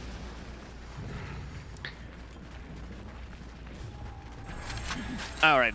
How many more items can we get on this Tinker? At least 3 more. You have to fill up the Courier. Can we bring back Couriers that could use items? Oh, he would definitely love to have that one. That should be a purchase you can make. To have Hex and Dagon 5 on Courier. Yeah. And then Radiance, like casual Radiance as well. Any other Divines being picked up? Are we seeing Divine Gaming, or is it just the 2 Divines? I asked for 4 last game. I want 4 this game instead. I would be so happy with that. No, Kiritich is Divine 1 player right now. Only 1 in his inventory. Dream for the day. Kathaomi, you got golems on death. Why do you want the Aeon Disc? Don't you just want to die? He wants to get the ulti off the first time. And this has to be the latest Crimson Guard purchase in the history of Dota. 78 minutes, Slaughter just got his. I think we've been scared of each other for 20 minutes at this point. It's the block damage that you're playing against. Monkey King, his Wukong's command, double. No, don't have to do him dirty like that. 21.5 minutes slower than the average. That's messed up. 7th Roche. 7 is the lucky number. Aegis for Kez. Another banner, another cheese, and another refresher shard for Kez there too. Block of cheese in the backpack of save. At this point, just buy a moon shard for your Slardar. He is not getting as much farm, but somebody get it for him. GPK already bought 1 for himself. Kiritich did buy 1 for himself as well. And now that you've got this Aegis, there is a chance that you fight in. They're looking to have not taken notes on previous 70-minute expanses. Fallen Sky, and they found the Warlock. This is the problem. He dies in the Golems, or Golem doesn't end up having help.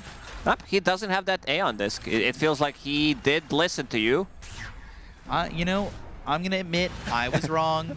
Maybe you should have had the Aeon Disc. I didn't expect you to be by yourself alone over mid, but I was wrong. I'm an idiot. It'll now be at the 80-minute mark, marking the longest game of the tournament.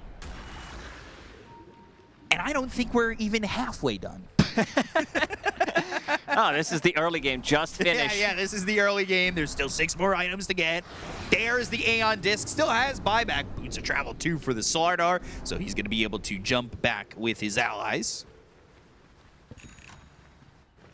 And everybody's just getting Boots of Travel 2. Nobody has slots left. Pockets full. Shrine for Tofu. That's a lot of experience to get. He's still sitting level 27. And I think now Liquid, they should have, in theory, been able to go and get some new neutrals, but still nobody has picked up a new neutral on Liquid at all. That death on Warlock means plus 2 minutes. And we will not have a commercial break, but you know. Well, we're close to it. Here's a little ad from our sponsors. We got ourselves a very invigorating and exciting game. But now Kez, he is legitimately 9-slotted. That's not his item. That's a consumable. So refresher, he can still buy it. But he has 20,000 gold. I'm taking my stick out. I'm gonna poke them to try to go in and try to do something. Warlock did try to do something on his own. Didn't work. This is that game where you're like, one more game before bed. And then this is that game. And if you end up losing this one, you have to play another one because you can't end on a loss. No, you cannot end on a loss. In this tournament, technically, BetBoom can end on a loss. That's unfortunate. Kez prepping. He did buy Divine Rapier. Is sending it damage. Oh boy. He's sending it to his fountain. So he could have buyback and another Divine. Divine at home. I love Divine at home. Fortunately for me, it's Legend at home. But they are trying to bottle up this amplify damage. There it is. So save, he's got that. Still has the block of cheese running for about a fourth of its duration. Miro even bought the bottle just to use that, just to get that amplify damage. Well, now he's gonna sell it. I think it's time. Amplify damage on your Wind Ranger, Daedalus, Deso 2. Try to go in and close it out. Try to split the fight. They have one glyph available. I swear I said they're doing it. They are splitting the fight. Look at him entering from the top lane. Try to buy a little bit more time. I swear you said these same exact words 10 minutes ago. Sentry obs placed, so maybe they know something is up. Smoke breaks. Blinking, Slither Crush going to be on an ace. They go to the Fallen Sky. That's going to be Boxy getting Saves going for the throne. They're going for the throne. They've got the glyph. Can they hold it? Saves just in on the throne. The glyph's not going to last long enough. But can they get the kill out of these heroes to stop them from getting the throne? It might be possible, but the throne's going to explode. We're going to a game 3. The undefeated streak is over. It's a little bit anticlimactic again, but there was a victory for BetBoom. Congrats. I feel like they could have done this 15 minutes ago when Save bought his Daedalus, but they managed to get the dub, and we're going to go to game 3. Going to a game 3 indeed. BetBoom getting that victory, and Liquid, well, now both these teams have a long... Broken after 2 long games. I'm going to hand you over to B-Cop and Lacoste. Thank you very much. Coming into game number 3, I will be broken. If there is another 80-minute game where there's not really a fight to end the game, I want the madness. I want the fights. I want it all. We're here at game 3. That's why they picked Brewmaster, Benjamin, because he has innate ability called Liquid Courage, and they're going to have more courage to end the game, potentially. It took them good 25 minutes unnecessarily in the previous one. They got the dub. Can't really blame them. It was in the elimination game, so they took it slowly, but let's check what they can do with this one. It is, again, 2 saving supports, and with the jumps that they have, you have Kez, you have Storm Spirit, you have kind of the same, maybe a bit of a longer cooldown with Warlock, but he's also a saving. He's a team fighting position 5. You have a save coming out from the Snowball, and Underlord. I think I'm going to have to agree with... Kezu on this one, where once Underlord gets one first big, like, Crimson, it's very good against Templar, very good against Templar Assassin. Kiritich, like we've seen him die for the first blood a couple of times. It looks like that's going to be the case here. First blood for Ace. And that takes out Kiritich. Kiritich, who, on the Shadow Fiend, if you remember in game number 1, 8 billion minutes ago, had the start of 0-3. I think even maybe 0-4. But he had a tough time. He struggled at the beginning. But this is Templar Assassin, right? We've talked about this hero ad nauseum, about how they just always find farm. They're always at this point where they have 10,000 net worth at about 15 minutes. It's disgusting what a hero like this can do. Most definitely. But we'll have to see if he can replicate some of the Templar Assassin performances. Kiritich looked good. Apart from a couple of these early deaths coming out, and seems like Boxy Tusk give him his, I would say, best hero in the game 3. This could backfire. They started really strong in this one, and they are doing pretty good. Kataomi getting actually clicked by the Tusk and the whole creep wave. This is the hero that trades extremely well. He's sitting at 4 armor, has a good strength gain, good stats overall. Manages to pull the creep wave into this area, which kind of benefits Ace as well if he wants to use the Firestorm. But for now, he's just right-clicking them down. Boxy doing a pretty good job keeping away Oracle. from getting close. We've seen what these Oracles can do late in the game, especially even early with those couple levels of like Purifying Flames, having that Fortune's End, that control.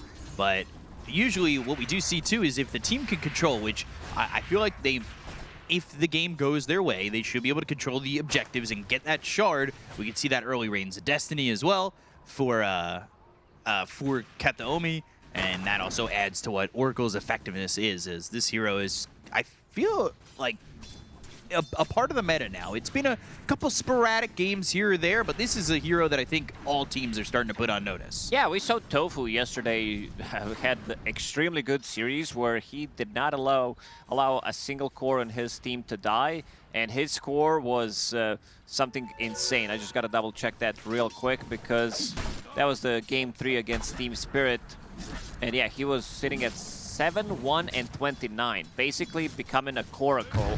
With this kind of a score, you don't see this too often. You say 7-1 and 29? Yes, this is like mid laner score who's popping off. Jesus.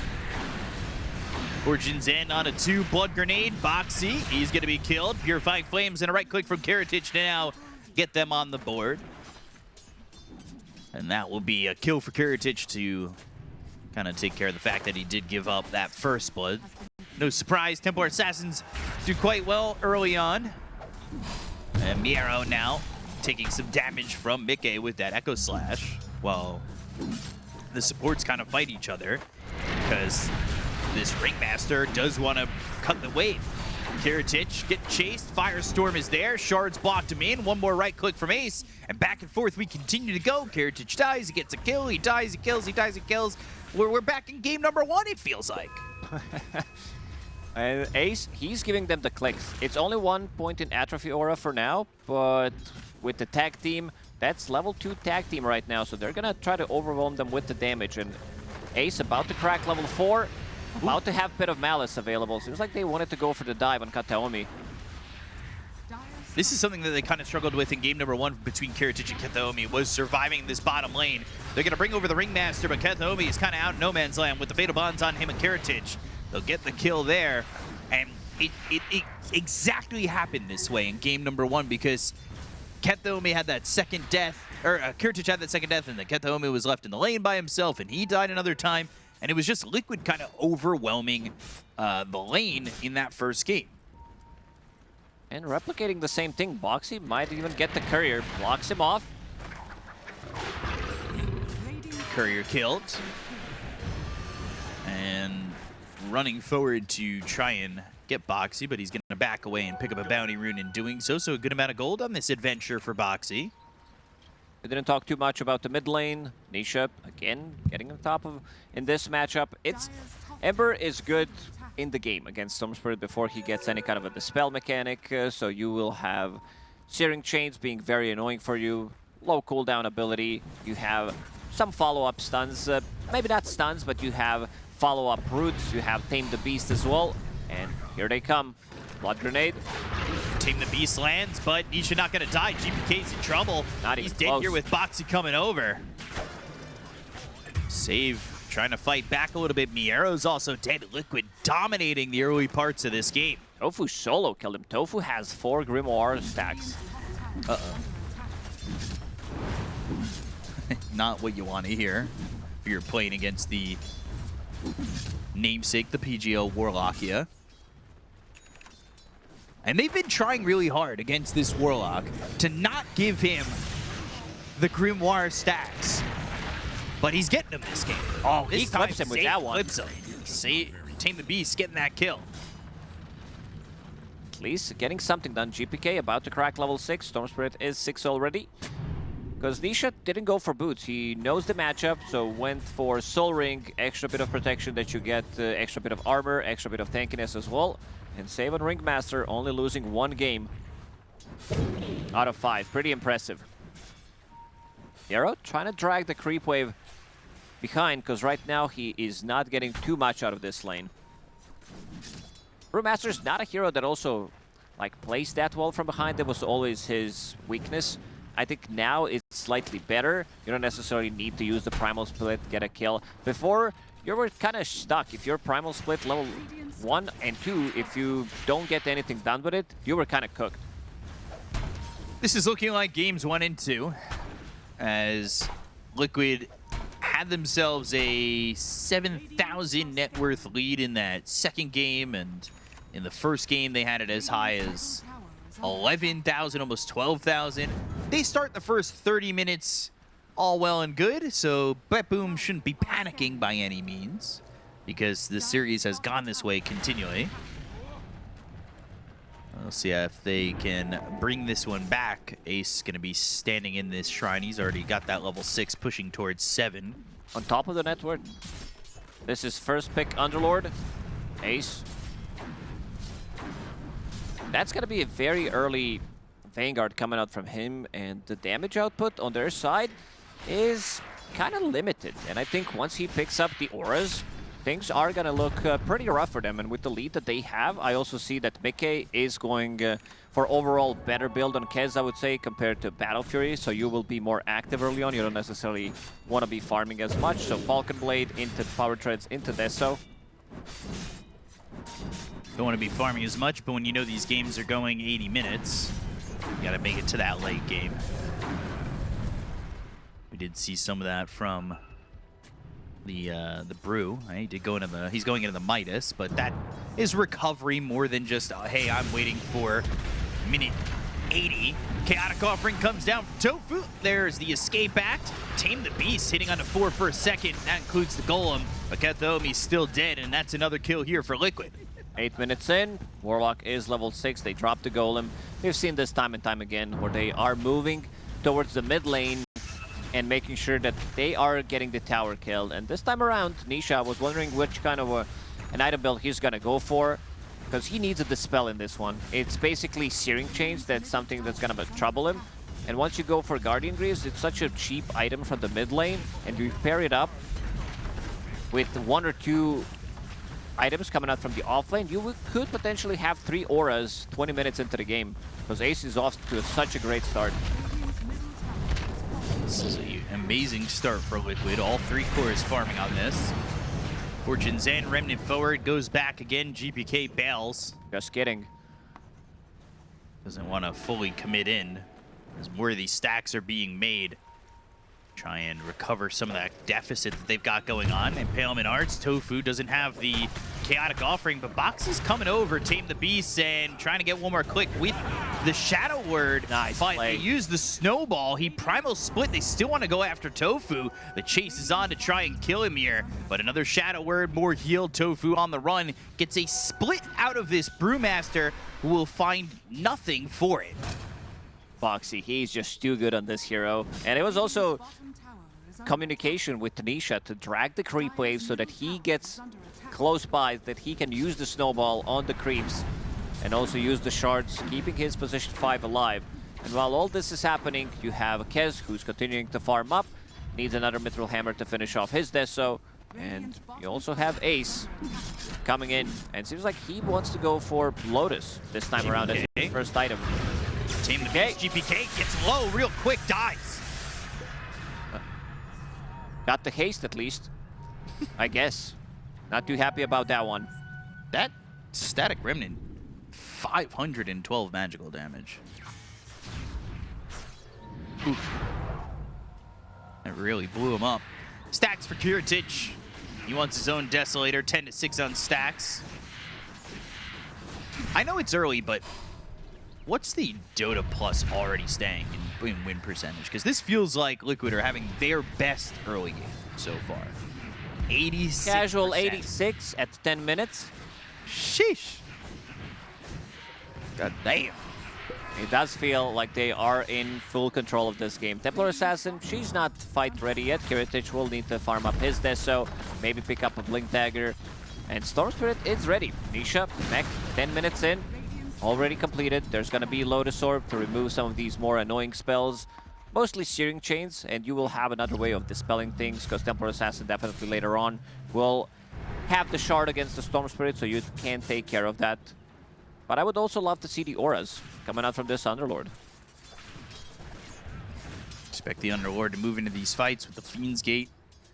We saw that as well in game number 1. How much Fiend's Gate can do, how much that Ags upgrade does with it, bringing in the Pit of Malice, and that's more what I'm talking about is the zone denial with Pit of Malice. Taking out those trees with the Ball Lightning to lay down a ward to get some vision there for the Dire. Top tower is under attack. And hoping that that ward ends up finding them a kill or two, paying itself off, and that is a good spot to put some vision. Sees pretty much the entry to the enemy, to their own triangle, and sees the 2 ramps, and sees the entry to the other side as well. So very That's nice a really ward. good ward. Sentry. Thinking about the chaotic offering, they'll take out the sentry quickly. So they'll keep that Ob's vision up. Saves trying to get away. Remnant forward, going to the back line, looking for Boxy. There's the Wheel of Wonder. That will catch this Tusk, so they don't have the save with the Snowball. Remnant back from GPK. Nisha not working with a lot of mana, but does have the Ace Underlord that came in with the Fiend's Gate. Searing Chains locks in onto Warlock, who threw down that Golem early. 2 kills, now they're looking for more. The stun from the Primal Split as well as the Cyclone. Now they'll have a trap on top of it. Nisha, he's got no more mana remaining. That's going to be another stun there. They're thinking about going into the Underlord. Ace running away, Meld Strike in. Mickey's going to come through with the Raven's Veil. They've got the Lotus now. Oh, the Echo Slash on the 4 heroes. Oh, Pit of Malice to follow it up, and this is going to be Ace still alive for now, but he ends up falling. They get the kill to Karatage Miro. Save and Kataomi. 4 heroes dead. Bet Boom felt like they had that fight completely. They're so tanky. This Underlord with Lotus Orb and having Chipped West, he's being attacked. He's reducing the damage with Atrophy Aura, but also Storm Spirit. Like, he is the one soaking up some of the damage. Didn't click Ash Legion Shield. Maybe it would have made the difference. And the save Underlord there, but he soaked up so much. You can see that Nisha immediately jumps the backlines. That's why they picked the hero. Rock drops, but Boxy unable to get the Snowball. Try to buy a little bit more time. 2 saving supports are going to be taking care of each other. And a bit of a longer fight. Mickey still was thinking at the time, does he need to come to this fight? And decides to come in pretty late. And then the rest of the team, they're going to draw them closer to where Mickey is standing. You can see at this point, Nisha, Outpost. 21 charges, mech ready as well. And then this Echo Slash just rips through them. Oh, God. So much damage done by that Kezu. Or Kez. Get the kill on a GPK. Mental damage to Kezu, yep. Wheel of Wonder thrown out, and that's going to be a kill on a GPK. Guardian Greaves faster than the average. 8 Deso stacks. They're ready to go inside the Roche Pit and take it. This is why I do prefer this build on Kez. It is so much superior in terms of what you can do. You pressure the towers earlier, you can go for Roshan earlier, and they have the sustain. We saw this early mech/Guardian Greaves from Nisha. It's a lot of sustain on top of Warlock's heal. Nisha will be the one picking it up. Kez is having too good of a game, sitting at 8,000 net worth, but Mickey also did make the slot, so he's gonna be the one picking it up. Interesting. Maybe they think we need to be sieging the towers, even like they did in the second game where they close out all tier 2 towers relatively early on. Then you wait 30 minutes and go to the high ground, right? Yep. At least that's what I'm learning from this series. This is where we've expected to be in this 3rd game based on what we've seen prior. GPK in trouble, silence, and the Snowball connects, and GPK just dead again. He tries to cut the creep wave and just dies for it. Yeah, not much he can do except for nose scratching there. A bit too deep. It's way too much damage coming out from these heroes. They have the control. Yet to see Miero in action. Primal Split. We saw him chasing Warlock, but didn't really do much. Falling all the way to save. Will escape back, but the shards block the box. And that will be another kill for Liquid. Now up 7,000. Mickey gonna get that one. And they'll throw a deep observer where they're gonna get this tier 1 tower, but it's an obs to kind of see the lane and get them more information. Not only that, but it will spot this shrine and get a bit more info on who's farming those camps nearby. Stealing some of the stacks. 7K gold lead for Liquid. TA scanned and Tusk is coming over. They've also got this Obs. Such great vision from Liquid. Fiend's Gate immediately throws the trap down. Shards blocking. Karatic, he'll get the refraction off, but it's not going to matter. Everybody is here. It is looking like Smash Brothers Ultimate with everybody showing up. And that's going to be a kill on a Karatic. They'll try to get another one on a save. Chase him to the tier 2 tower. Echo Slash connects. And that will be another kill for the Kez as he's on a killing spree. 16 Deso stacks, 16 minutes in. They're trying to make a Chains. move onto Warlock. Has Lotus Orb for him. Oh my god. And now thinking about dropping the Chaotic Offering. Can he drop the beat? He teased it a couple times. Vortex back. Looking to maybe force the split, but Nisha, he's actually not going to commit. So he doesn't need to get the split used, and he will back away on Miero. They need to really recover. They are struggling. A lot of stacks onto Galvanized. 14 already. That's 4.4 mana regen per second. And they are controlling all the runes. Sure, you have Oracle, you know where the rune's gonna spawn, but you can't pick it up. No, and all that control going to the Storm, going to these heroes on the side of Liquid, just means they have that extra bit of punch behind them when they throw that right hook.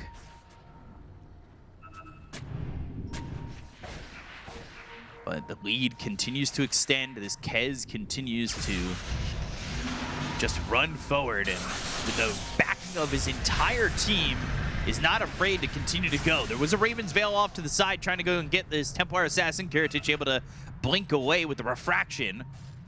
So unable to get their hands on more, but they are still just jumping down the throat of Betboom. They shut down GPK. He was supposed to be the playmaker to play with the two supports, Templar Assassin. She's a bit of a slower hero in terms of getting early rotations done. She's not going to go through the Twin Gates. She's farming her 2/3 items with Falcon Blade, Blink Dagger, and Deso, and then she wants to get active. And Brewmaster, also a hero that kind of does want to sit in the lane, get something done, use the split, go back to farming, get the Hand of Midas, try to pick up that Aghanim Scepter. So never happened, and now GPK doesn't really have a hero to play with. So for now, it's going to be about delaying as much as possible. Blink in. Jumping in. Walrus Punch, Snowball, but the blink out from Karatic still going to get it with the Snowball. Chaotic Offering gets committed. The Fatal Bond's on 3 of these heroes. They're going to try and get themselves both supports. They'll look over at the Oracle, who will die to the Echo Slash. Hit of Malice onto Karatic, and they'll stick on him, getting not just him, but save as well. Mega kill streak for Mickey. A double kill for the Kez once more. And this is 19-5 in favor of Liquid. They're not done. They have no cooldowns whatsoever. Their vision game is so good. Yeah, even though you have a Chaotic Offering, you can still be going for fights on any side of the map. Fiend's Gate is also a bit of a longer cooldown, but with Storm Spirit on the team, with Tusk, you can just hunt them down, and they are paired up. Mickey also being super active, involved in 11 out of 19 kills. They've been hunting them down. As you said, they play some deep vision.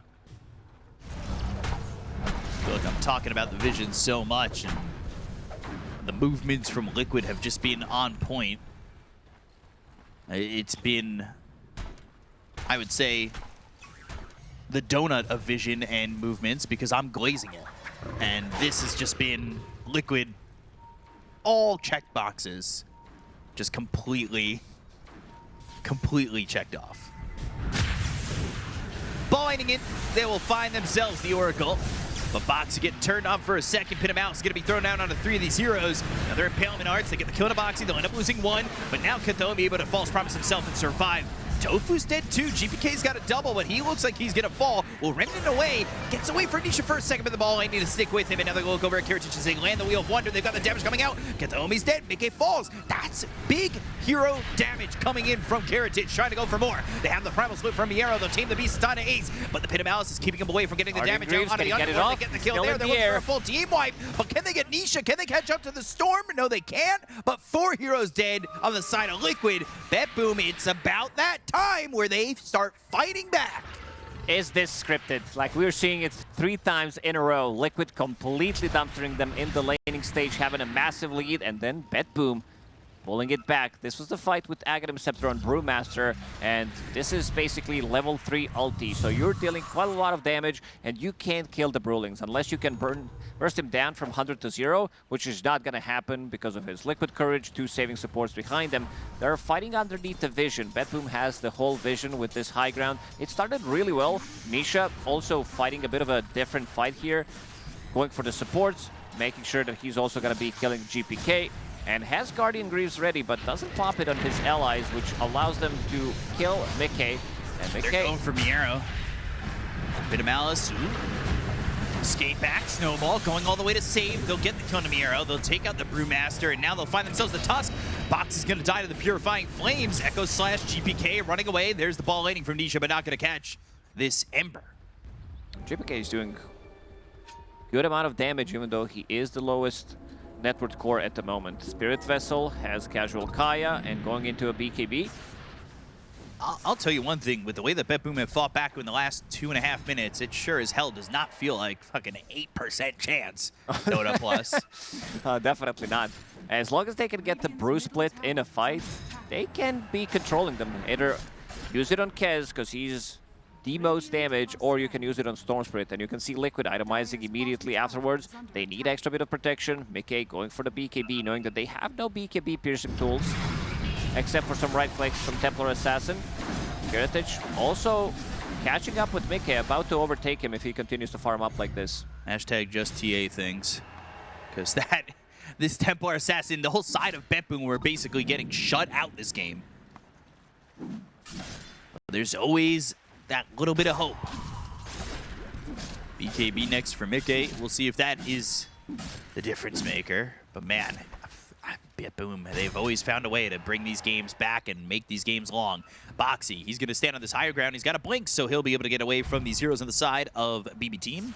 Nisha just farming, but he's a hard hero to try and catch. They'll look for the Wheel of Wonder. I say it's hard to catch, and now they've got him locked in. They hypnotize at the Wheel of Wonder. They hit the silence. They get the kill. Miero's got that one. Unstoppable streak taken away.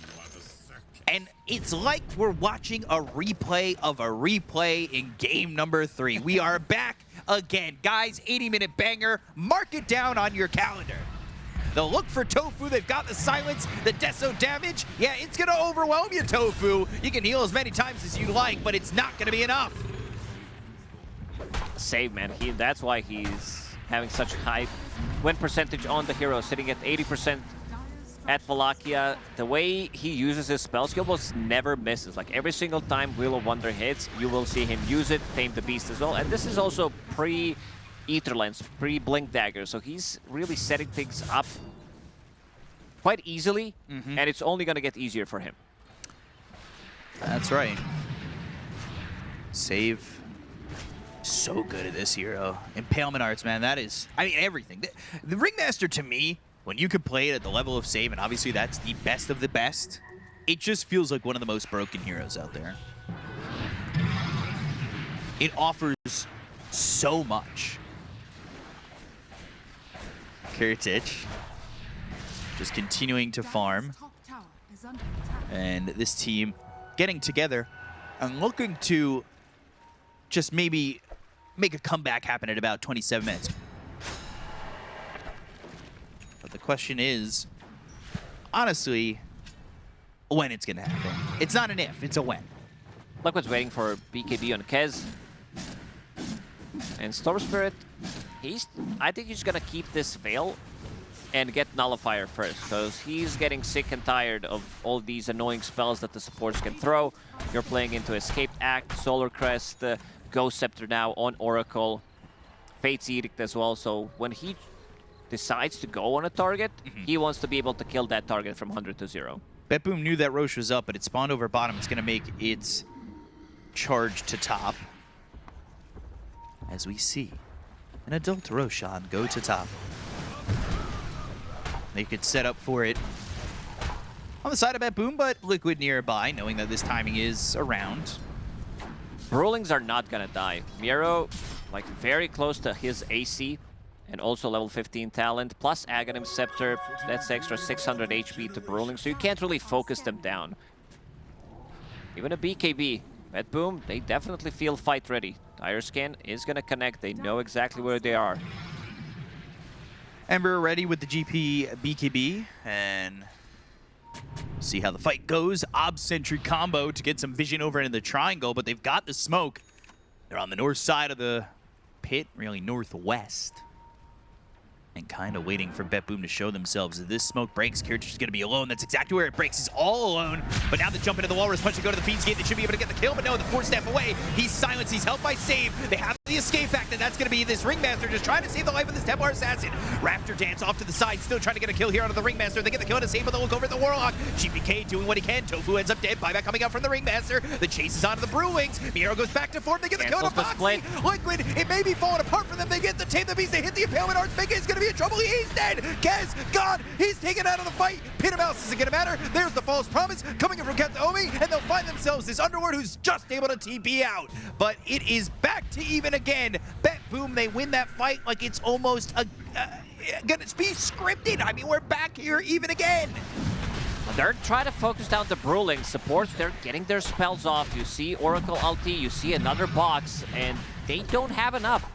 Right now, Liquid, they are fighting as a unit using the Crimson. They didn't have Pipe available in the previous fight, but Guardian Greaves. And then initially, good job. Kiritich has Hurricane Pike ready, and then he manages to force himself out. Another good Wheel of Wonder that keeps Team Liquid kind of away from where they want to be taking that fight. And you see the supports, they're not dying immediately. They're getting their spells off. Ringmaster comes in with the buyback. And at any time, Miero with Aghanim Scepter, he can cancel the ulti, and he comes out. So, might not be the focus, especially if he gets the split off. They might need to change the focus. It just continues to happen like that, and Save, again, the MVP for me on that fight, because he throws that Wheel of Wonder, but immediately knows his mission is save Kiritich. Get him into the escape act, give him a moment longer to just survive in this fight, and that's what he does, and that's one of the ways that they do end up winning this one. 17,000, top of the net worth, but still, it is a net worth lead for Liquid. They've got themselves a very farmed Kez. The availability is there for Liquid to take these fights. It's just they gotta worry about this Ringmaster. Now that he bought back, if you can get a pick off on Save, you're gonna feel so good coming into the next few minutes. Yeah, they will have better vision for the next fight. Nisha did finish off his Shiva's Guard, so he can provide vision. The healing is not going to be as much. Having pretty much 3/4 auras. Shiva's Guard is an aura as well. 2 available on Ace, 2 on Nisha. Dire's top tower is under attack. Boxy can't get the second round of spells. This is one of the issues that he did have in the second game as well. Doesn't have a way to reset. You would love to have maybe a second Snowball, maybe the second Walrus Punch. Choose where you want to be taking the fight with the Ice Shards. Miero, first point of contact. Nisha's in, Fiend's Gate immediately. They're going to try and come over, but the BKB's been popped by GPK. They've got the root, it's on Nisha, and now they've got themselves the Pit of Mouse, but is he going to lock down these heroes? GPK with the BKB, the damage coming in from the Kez. Now, Walrus Punch up into the air. Kiritich blocked out via the Shards, and he's putting the damage onto Ace. They've got the Primal Split, they've got the root, now they look for the Wheel of Wonder. It's going to be on the 2. Nisha's in trouble, they'll look for the Storm, they'll get the kill. He's gone 70 seconds without buyback box. He's going to be next. The Fortune Set comes in, Impalement Arts land on the Ace. The chase is on to get the kill into the Underlord, under the tier 2 tower. He's got the Lotus Orb, that will reflect the stun, but it won't matter. Kiritich with a double kill. 3 heroes down on the side of Liquid. They just are not falling off on BetBoom. Even with some of these heroes being soloed out, they are doing oh so well in these fights. They're boosting themselves up as well. They are feeling themselves in this game. Miero doing quite a lot of work, using the split immediately, knowing that he can't really die, having 2 supports behind him, having extra bit of status resistance if he drops below 50% HP, and he's controlling the fight. He's the one who's tossing Kez into the air, not allowing him to get anything done. Mickey didn't really deal as much damage. Let's see his damage numbers, 900. Only 900 damage from Mickey because he used Cyclone on top of him, and Mickey didn't even use a BKB, did not want to commit to that fight. Yeah, Raptor Dance early doesn't really connect on much, and then you see the Cyclone here, meaning that Kiritich can not only come over to the top end of the fight, but he can join in with this Wheel of Wonder, get the kill on Anisha, and look towards the rest. And with no damage coming up from the Kez, they're just not afraid from diving in. Fatal Bonds, it's placed on a couple of these heroes, but they just don't have anything to follow it up. Tier 2 top, that's going to be in trouble. They should be able to get it with ease. Nobody coming over to try and fight back on this. Kiritich now really extending himself from the rest of the pack. Miro, he definitely recovered. He had such a bad start, but does have Hand of Midas. He did have 75 GPM enchantment and now holding on to 100 GPM enchantment. Sitting. It was 80. It was 92%. That's right. I said 8%. 92% is insane. And now all of a sudden it's 68% the other way. They have Smoke. Oh, gosh. That was quick. It's much easier for them to take the fight. They can go in having 2 saving supports behind them, knowing that they are tanky enough not to get bursted immediately. Ember Spirit, he goes in with the BKB. This AC pickup on a Brewmaster as well. Kind of boosting the damage of Templar Assassin, but also removing some of the damage coming out from Kez, removing some of the damage from the Storm Spirit, because he still deals good amount of right-click damage as well, protecting the supports, and seems like they're ready to go for the high ground. Daedalus now completed on Kiritich. Question is, can they do this? They've got the Aegis for another 40 seconds. They're going to look to break the high ground. Again, we've seen this Stong and Dance before. They're looking to split push a little bit. They'll send the Brewlings top. Mid's going to be saved. They've got the Glyph. There's the Cyclone onto the Underlord. This tier 3 tower top is gone. BKB picked up for Kiritich at the same time. Nisha, he's sitting top to cut this creep wave and also pick himself up some Lotuses. He's looking for Nullifier Scotty. Blink for Kataomi to try and get in position to help with the false promises. Fate's edicts keep people alive. With Nullifier, the fight might be different. Mickey has one available, and they're gonna immediately smoke up, looking for a fight, knowing that Aegis did just disappear. Smoke might connect. GPK might go into that direction. And it does. They are immediately going there. Can they find GPK? Can they jump him? They'll have the blink as well as the Walrus Punch. They gotta be quick. There it is. Snowball to follow it up. They've got themselves the silence. They'll get the kill out of the Ember. That all starts as the Tusk says, "Hi, my name is Boxy, and I will lock you down to get the kill." With the level 10 talent, extra 0.75 seconds. Walrus Punch stun duration allows him to hold the snowball slightly longer, then he gets the snowball stunned, and damage is definitely there. Now they could go and take another Tormentor. Boxy thinking about buying his own shard. I really hope that he gets it, and he does, because that's going to allow him to get a defensive tool, like one item, and that's going to be Yule's Scepter, and holding on to Greedy. So eventually Boxy will start to scale. He had a bit of the same issue in the second game where he, for a long time, he didn't have that item. He didn't have that Force Staff that he was looking for. In the end, opted to go for the Shadow Blade. But once the Shadow Blade was completed, you could see that Liquid, they were hunting them down, TPing with the Tinker. Same thing might happen here, just allowing Boxy to get the second round of spells might be crucial, fighting around these auras that they have as well. Mickey with the Nullifier. Storm very close to his, so double Nullifier against both of these supports. I think both of them need to be able to get the jump onto backlines and then deal with the rest. Deal with the escape act, deal with anything that's going to really make their life difficult in getting these kills. One of the reasons you had talked about it, that Miro is coming back, he's got this Midas, but he's also gone into the tier 3 Greedy as well. So he's got the Signet with the Greedy. He's getting a lot more gold. He's got Blink, Ags, Midas, and AC. Like, he is getting super farmed. He's getting a refresher in the next couple of minutes. Jesus. So they can go in and slow siege. They can split, they can use couple of attacks from Templar Assassin, 2 saving supports behind them with AC. It's going to be a lot of damage. But first time. Like, when you think about it, this item makes a lot of sense in these situations where you need to jump the backlines. One of the best hero, if not the best hero, other than Spectre, maybe, to close the gap, find the supports in the backlines, but Spectre, unfortunately, is not a hero at the moment. So a little surprised that this is the first time that we are seeing this item being purchased. I want to see if this time Kiritich goes for the Meld Bash or the Refraction instances. I assume it's going to be back to the Refractions. He's to level 23. He's almost at 25. Obviously, that is a big jump, 23 to 25, but he's almost at 24. See how that goes. Shrine picked up by Mickey. He's trying to get experience under his belt. There's a Shrine available that Kiritich is going to take himself. And Kez wants damage. He wants Daedalus. So this will be an even game. 35 minutes in. We're only a fourth of the way through this one. Just getting ready, entering the mid-game fights right now. 35 minutes in. Roshan is guaranteed to respawn in 15 seconds. And BetBoom know that. Are scanning. Third eye.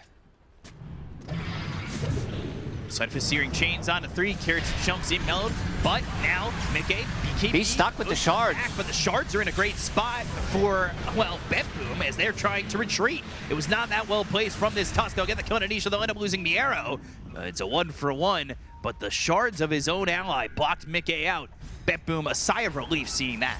Good shards for BetBoom. Karatic also not committing too heavily. He still has this 9-second BKB, but Mickey doesn't have his.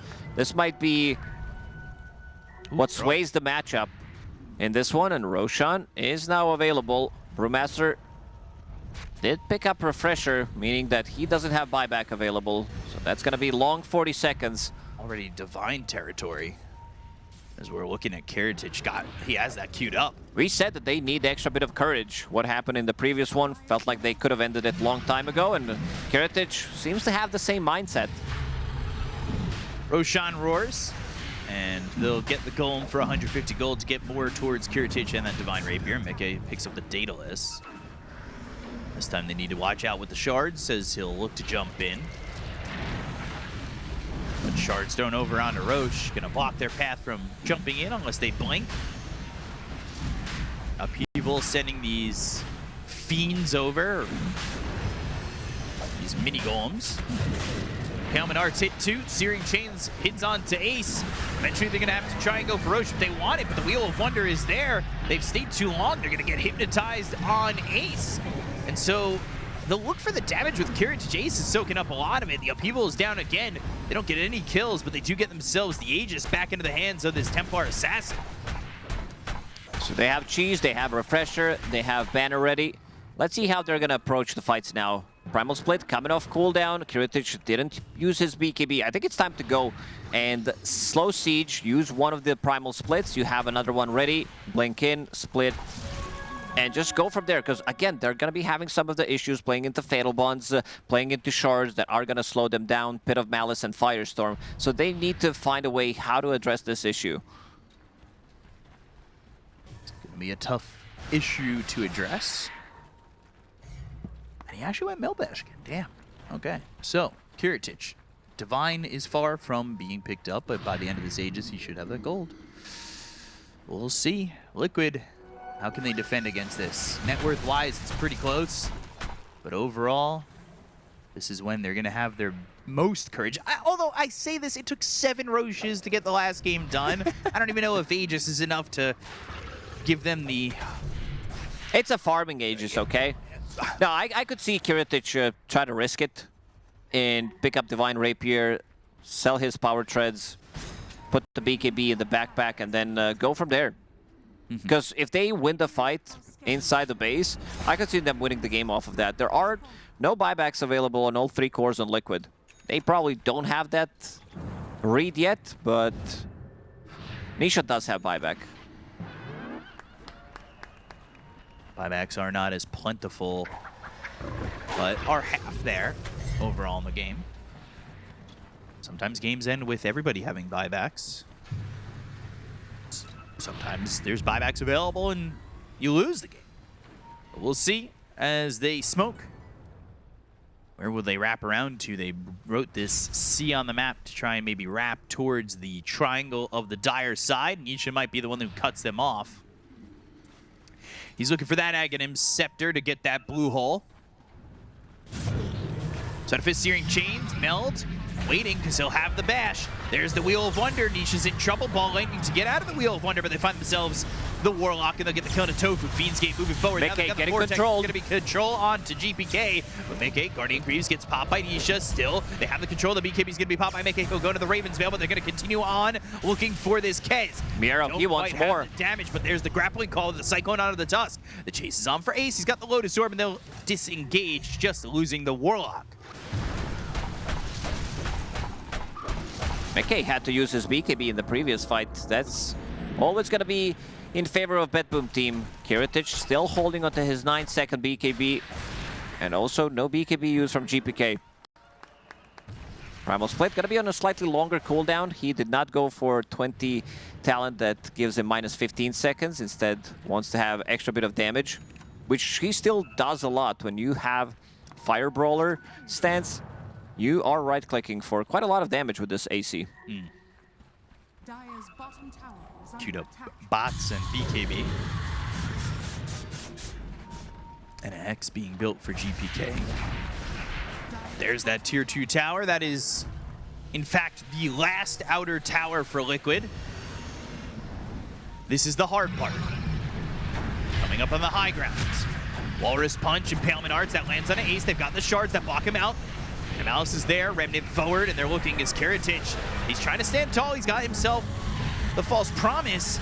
Ace is in trouble. They'll lose the Underlord, or will they? He gets invis away from GPK, puts down the pin of Malice once again. He's still alive. Finally falling, but it took a lot to get the kill with the BKB being popped by GPK. Karatic backs out. They just get the Underlord for now. They need to get the tier 3 and work the high ground, but they've got this banner still continuing to keep these creeps healthy. Miro used Refresher for that one. You heard about split push, but what about primal split push? Looking for it. Vortex back, trying to get the kill onto the TA. They got the Aegis. That's something. Now, Snowball, Nisha onto the back lines, trying to get on top of this Oracle, but they've got the escape back. They're going to look back towards the base. They've got themselves the Tusk low, but the damage coming into Karatic. He'll Meld Strike. He got the stun on the Mickey. Mickey trying to survive as this Kez carrying with the BKB. He silenced the grappling claw. The damage Karatic does it. Takes out Mickey, who's got buyback available, but they get the kill on Arrow. It's going to be Nisha who gets that. He's out of mana. He's trying to run, but the Searing Chains with the Remnant forward. That will get the lockdown from GPK. The Arrow dead with buyback. They're going to buy back on the Kez. They'll start to retreat on the side of Beppu, but Karatic up out of the high ground. Do they want to jump for this? Boxy off to the side, looking for a moment to go in. They start to back off, but will they commit to leaving this base? Oh, they gave Karatic Refresher as well, so he has another BKB if he wants to decide to jump in and refresh that.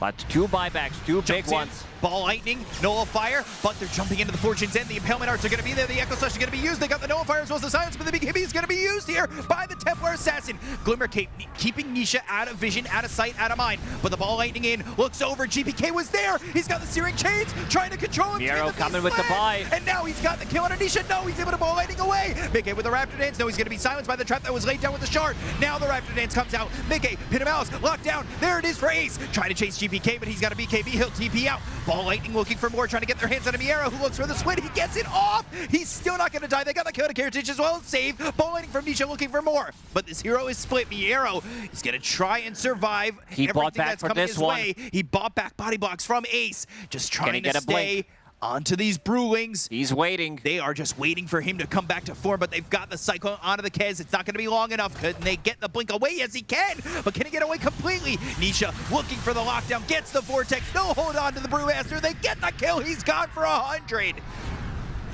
That's a buyback from Miero, so he's gone for a really long time. Let's see how much damage onto the buildings they can do. They do have Deso available. Underlord as well, sitting at 300 plus damage right now. It's going down pretty quickly. Oh, man. An extra 218 for Ace. Now they're the ones up onto the high ground. But guys, wait a minute. We're 15 minutes away from 60 minutes again. GPK trying to hold so they don't have to buy back on these heroes on Bet Boom. But we have seen this before. You might want to commit to the buyback at times. It's your tournament life on the line. Not just one center axe, but it's going to be two. Divine Rapier. No buyback now. They're going for broke. I think it's time. I think they have to. But look at this damage coming out from Liquid. 45 seconds without Brewmaster. You're kind of you're playing against Mega Creeps unless you glyph, and they do. They finally glyph. TA's back up. Divine Rapier in the hands of the Templar Assassin. They don't know about this Divine. There's the wheel one, they're gonna go for the damage. Can they get the kill? They'll take out Mega immediately. 2 minutes gone. This Kez is defeathered. They'll look to the back line. They'll look for Save, but he's got the escape back on him. GPK focusing his attention on Ace. They'll look over at these golems. He just picked up the axe. It's gonna be double golem. Sleight of Fist trying to get the stun onto this Tusk, but he's able to escape. They got the Kez, got for 2, and they hold against potential Mega Creeps. They have one more building up in their base. It's a range barracks, 400 HP. They need to risk it. Let's see Roshan, 22 seconds. They know about the respawn timer, and everybody, they are deeping it. Let's see what the call is for Bedroom. Boxy. Oh no, caught in a bad position with no buyback. He manages to get out. Oh, Boxy, you are a god! No remnants available. Miero, he kind of wants, he can refresh and try to kill him, but doesn't want to risk it. And now, Oh, Ace. Ace, he got it. Fiend's Gate and gets the megas. Oh, this is going to be a problem. Playing against Mega Creeps with these heroes, Ember's not really good at dealing with them. Neither is Brewmaster. The only hero that they do have is Templar Assassin, and they need to take this Roshan. They need Aegis for their Divine Carrier. Radiant are scanning. He's got BKB. He's got buyback as well. Does he zip in? Does he try to go for this? He's got buyback. Does he want to give it a thought? Doesn't seem like he wants to go. He wants to pick up Lotuses instead. They are playing against Mega Creeps. Wheel of Wonder's going to start this one off. Save again. Maybe? I can. Yeah. They will kill. Oh, I died immediately. I couldn't react. Well, that was quick. I like the high and low. Like, can we get Megas and then, oh. I'm dead I'm just immediately. dead. And it's so calm. It's not tilted out or anything of the sort. Got to keep your head on straight to get to the grand finals of this tournament. And then again, we'll get an update as it's 81% in favor of Liquid again. They had it as high as 92. Random numbers that I'm seeing on screen. Doesn't matter. No, they don't.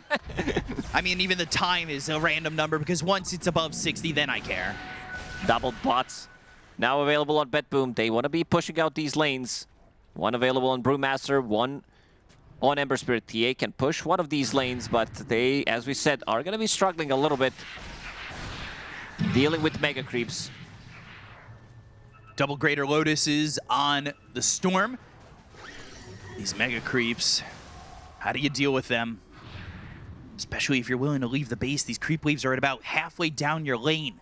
You need to be careful because the time, if the fights take too long, you are going to lose your base. You have buybacks available on 4 of these heroes on the side of BetBoom, but if you lose the Divine Rapier, it's okay. Oh, Tofu, 2 shots, sick. Get that kill onto Warlock. Kiritich just showing off the damage. And then immediately GPK realizing they've been out of the base for a little bit too long. They got to go back. Somebody got to fix those lanes. Immediately with Shiva's Guard. Yeah, hey, you can see some of the issues. They do have boots of travel available, but also they're going to be fighting against Underlord, sieging the high ground. You're playing against Tusk, Fatal Bonds as well. You see, you go in 20%. Like, oh, he went for a DPS around Fiend's Gate. All right, I think Liquid, they are prepping potentially to go in and maybe end the game, just kill the throne, because I'm seeing the different level 25 on Underlord. We have seen this kind of fight before. Last game was ended by BetBoom ignoring the heroes and going for the Naked Throne. And it, like you said, is setting up to potentially be the same way. It's a lot of DPS that you have just by sitting close to Twin Gates. You are fighting with the shards, slowing them down. Bit of Malice as well, a level 20 talent. He did go for the... Yeah, it's level 15 talent, so 20% more slow. You're sitting inside, maybe upheaval as well. Post BKB, the fights are quite difficult still for them. Because they know that they can like keep them around the Twin Gate, around those Fiend's Gate. And Nisha was toying with the idea of getting the Aghanim Scepter, but does have Hex available now. Once that using that bottle, so he's going to put that nullifier back in. Yeah, which just wants to have that instant lockdown. Could be big.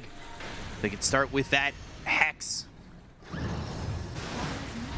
Kiritich up into the high ground. There's the Hex that started off. They got the Pit of Malice down. Walrus Punch followed up. They've got the lockdown onto the Templar Assassin who's trying to get away. He has an Aegis, but now False Promise keeps him alive.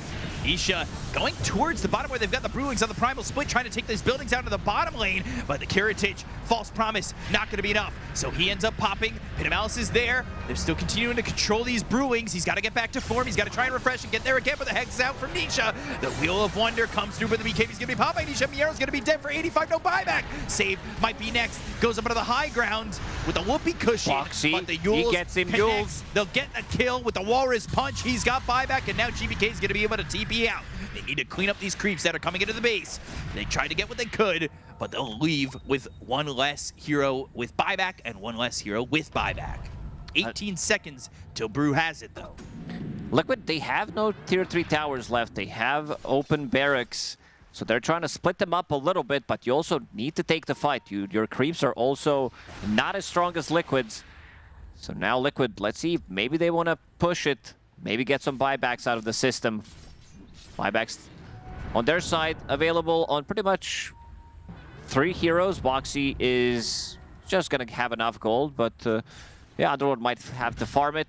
Kez is the one who doesn't have it. He invested all of his gold into the Satanic. Trying to have that pseudo second life. If he can get the damage away. Closing in on 60, 52 minutes into the game. Ball lightning in and pushing these creeps. Isha, he's got that Hex, 2 heroes dead with buyback. But such short timers that they're really trying their hardest not to use them. Isha will bail from the base. That means they'll respawn without using these buybacks. Brew bought out a little bit, so he's actually short the buyback again. This is looking like we could be at that timing where we might hit 60. 3-game series, all 60 minutes. I don't know when the last time that happened was. Not just 60, these were like 70+ minute games. 76 and 83-minute game. Sheesh. That is a lot of time to be playing and watching and observing and producing Dota. And whoever's going to be playing against Yandex in the grand finals, they're going to use that hour. This is pretty tiring, playing these 3 very long games. And now you potentially have to play another 5. Oh my God, another 5 hour-and-a-half games. Ooh, GPK! Oh, my courier! Somebody pay attention! Oh, God! Oh! My Aghanims! At this point, I would just buy another point booster and then sell the the one. It's so much more worth it. Yeah.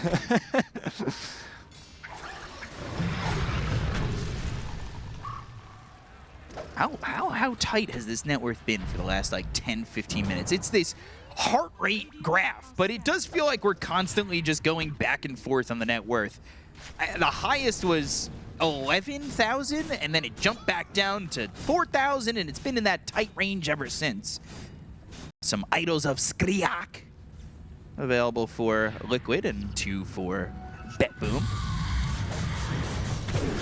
Trying to have that movement speed to leave from these fights and get better positioning if things start to go awry. 25% evasion, very good when you're playing against Templar Assassin. Yeah. Yeah, back in the days, Divine Rapier did give True Strike. He has a bit of a True Strike with Serrated Shiv. So that's something. Back in my day.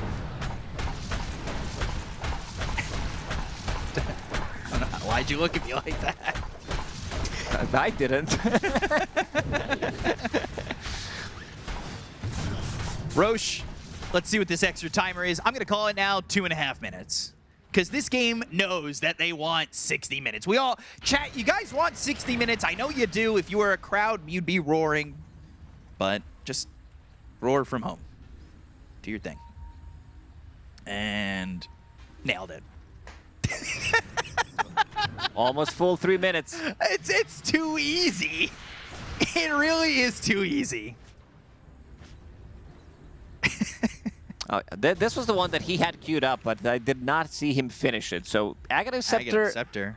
Yeah, it's not the one that you usually see. You have Fate Delay Invisibility, and you get 30% bonus spell damage. Like, this has to be one of the weirdest Ags, and you have reduced base attack time. So a bit of a more DPS that you're going to be getting during False Promise.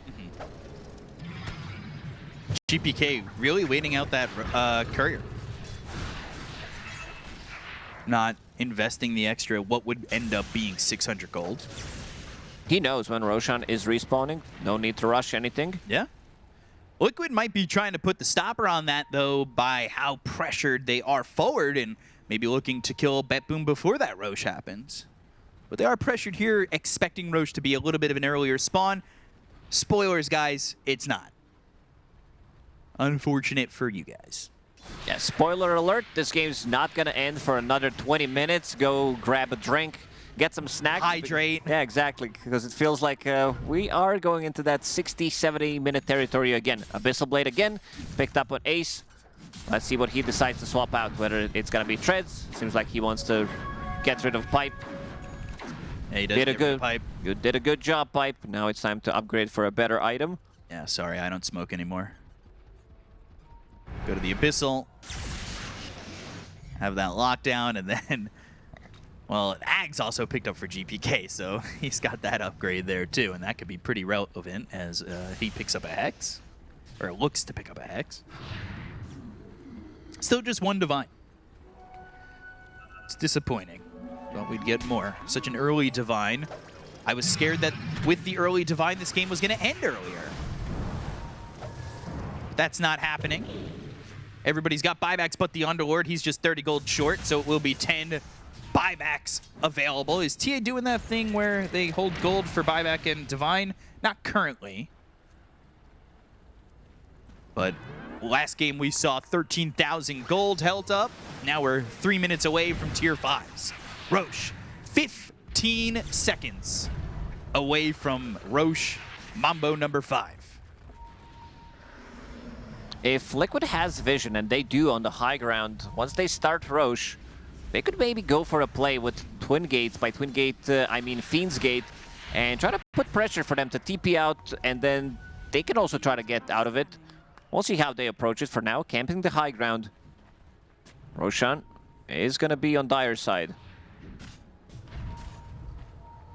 They'll hold the high ground there. Obs will time out because they haven't done anything for the last 15 minutes, so it'll now be placed again there. They'll have that vision and immediately it'll be taken away. Gem on GPK. There's another ward to take away. They're into Roche. Sleight of Fist. There's an Aegis. That was snatched GPK by actually Mickey. He gets actually it. got the kill. Wow. Pit of Malice down. And the Abyssal, GPK. He got the last hit. He got the banner. Oh, Lost the gem. Not the best trade. Does No, have not buyback really. available. Paleman Arts, they go to the Hex. It's going to be through onto the Storm. They've got the Hypnotize with the Wheel of Wonder. They start to retreat. They didn't buy back on GPK just yet, but the ball landing in, trying to get a kill and a save. Escape back, stopping that TP. Ace moving forward. There's the Nullifier as well as the Hex once again on a save. They'll get the kill there. He's got buyback. I said 10 buybacks. They're all available. There's amplified damage there. Do we want to see Mickey pick it up? He's the one holding the Aegis. Daedalus, Satanic, all the red items, all the damage items available on Mickey. Can they end pre-60? They've got this Aegis. But if you see the Aegis pop, they might retreat pretty quickly. There's just 2 tier 4s and a throne remaining in this base for BetBoom. A chance, 1 slot left at the grand final. Who's gonna take it as we reach another hour? Refresher Shard for Nisha. They stole the Roche's banner. Aghanim Scepter coming in for Nisha. Walrus Punch looking for the damage, trying to go for Kiritage. There's the False Promise. That saves him. Golems trying to get the base. They go into the Primal Split. Miero's going to be choosing to go after Tofu for the moment. But these Golems were taken out pretty quickly, pretty easily. And they're going to smoke again from Liquid on the low ground, looking to sneak into the base one more time. They still are holding onto this Aegis for 3.5 minutes. Brewlings will come back to form. They didn't buy back on the Ember. They have no refresher, so this is Primal Split on cooldown for another 100 seconds. One of the parts that is keeping Miero alive and keeping this fight difficult for the side of Liquid. But with no Primal Split, that could be a big issue. Searing Chains, they go to the Hex. They've got the damage with the Meld Strikes coming in. They blew up Nisha. They get the kill, and now they look for more. The Wheel of Wonder, the Echo Strikes, doing a lot of damage, but not going to be enough just yet. The tier 4 still stand. They'll go for the Tusk, and they'll get themselves a second. Boxy gone. And just on time, ding, ding, ding, we're into 60 minutes. The late game has been achieved. We're back. The hour mark. We're here again. save, getting the clutch hex there, and they have no saves yet. I see that Box is trying to build into Wind Waker just for this situation where somebody gets initiated on. Still far away from it, needs to have buyback available, and they did not want to commit again. Tier 5s one more time. Guys, did you get your water? Did you get your snacks when we told you 15 minutes ago we were inevitably going to get here? I promised, and I don't break promises. This is now, I feel like we're just sitting at a point where it's going to be 2 minutes. The age is going to expire. We've all got our tier 5s. We're going to wait for next Roche. I'm not going to promise 70 minutes, but it feels like it. Yeah, best I can do is 65. Yeah. Gonna go get my hour-long game guy expert, which is currently us and these two teams. MKB picked up for Mickey, but he is full on slots because he's holding on to a Greater Healing Lotus and a Cheese. So the MKB will slot in for the BKB while he's got that Aegis. A couple of Lotuses can be picked up. They could make a block of cheese now. Audacious Rift Shadow Prism for Kiritich. Audacious Stygian Desolator for Ace. Guys hitting hard. Taking a look at some of the other ones as they've got the, well, that's the only tier 5s currently. Oh no, they've got a Book of the Dead on Mickey. Tofu. Picks up that fleet-footed one. Let's see if Tofu's gonna replace his Cobalt Cup with the tier 5 neutral item. 3 Rift Shadow Prisms, man. I need to get a little bit more insight on this item, I'll be honest. It's a good way to bait. It really is. It's all about that you get the initial jump, maybe you show exactly where you're standing. It gives you to get that blink initiation as well from Ringmaster. Who, by the way, went into the Wise enchantment, so he's looking for the extra 1,000 experience per minute to get to level 25. We'll see what he takes then. Are we going to look for the extra wheel radius and range, or are we looking this time for the strong Dispel and Flying? That feels like you're just giving an enchantment to a creature in Magic. I'll give you strong Dispel and Flying. Here you go.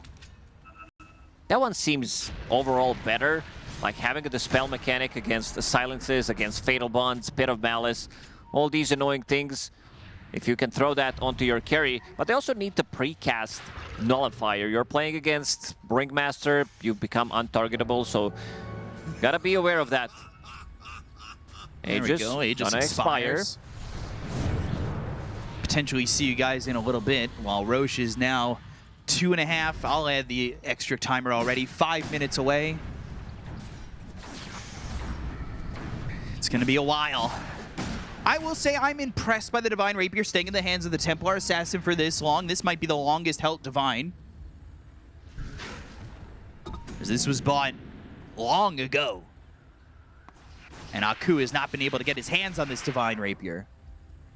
Has another one queued up, saving for buyback at the moment. His buyback probably around 5,000 gold. 4,000 at the moment, slightly above.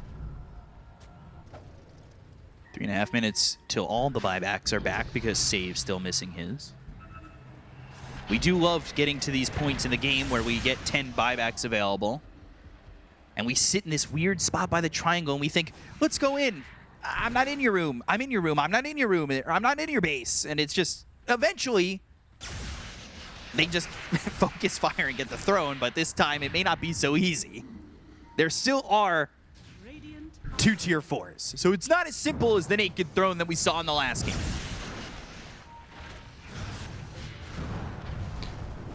They always have the ability to go in and take the fight with Fiend's Gate. Once they leave the base, a couple of Boots of Travels available, but Liquid, let's say somebody stops their TPs, they always have Fiend's Gate and the play to go in and try to end the game. They always have it, but whether or not they'll use that lifeline and go for that attempt is a question that we are yet to get answered. Double Book of Dead and double Stygian Desolator on Liquid. Zoom minus armor meta. Liquid. Ooh, Side Effect, Searing Chains. Then they've got the Hex. They're going Kiritich. 2-shot Tofu. See you later. Mickey He's Ravens veiling and trying to run, or thinking about running, as they might go in, because Nisha's going to come through and look to get Kataomi. He's going to be disarmed, and then the nullifier was on him, but they have a reaction coming up from GPK. They go to the Fiend's gate, and now the Primal split. They've got the lockdown with the Walrus Punch coming in onto the Templar Assassin. They're doing the damage, but he's down to half health. He's trying to survive back and He's forth. life-stealing, He's life-stealing enough, but not he's yet. still life-stealing. He's still alive. I can't believe it. The false promise was there. Kataomi, the MVP. He keeps alive the Templar Assassin. The snowball, the kill on Ace, as well as Mege. They've got the kills to try and take him out. Karatage, he's still alive. I don't understand how Karatage is still alive. They get the kill on a Tofu. They take Kataomi out. He's got no buyback. They're The snowball's going to stun They him. find the silence out of GPK. They get the kill on the Ember. He's got buyback there too, but Karatage left all alone. All of Liquid are here. You can't drive this Divine Rapier. You don't have a repeat one just yet. You need to get a courier out there to get the second one. You've got the buyback gold. You've got 17,000 gold. Helped on. Okay, off to the side. GPK is here. He'll get the double kill with the Echo Slash. Miero's dead. He's got himself buyback as well. So GPK, he bought back. The escape axe is going to be there for save. They're going for the buybacks throne. are in. The throne's going to be exposed. Can they get the victory? They've got the Pit of Malice down. There's the Glyph. Liquid, they need to be careful. They've got 2 golems There on are it. Can they too clean many it up? creeps, too many golems Templar and a Assassin's hero. not in the base. He's being helped out by Nisha. Nisha holding TA away. Liquid have done it. They've done it again. 6 minutes in. Oh man, crazy game. Boxy stopped the Ace.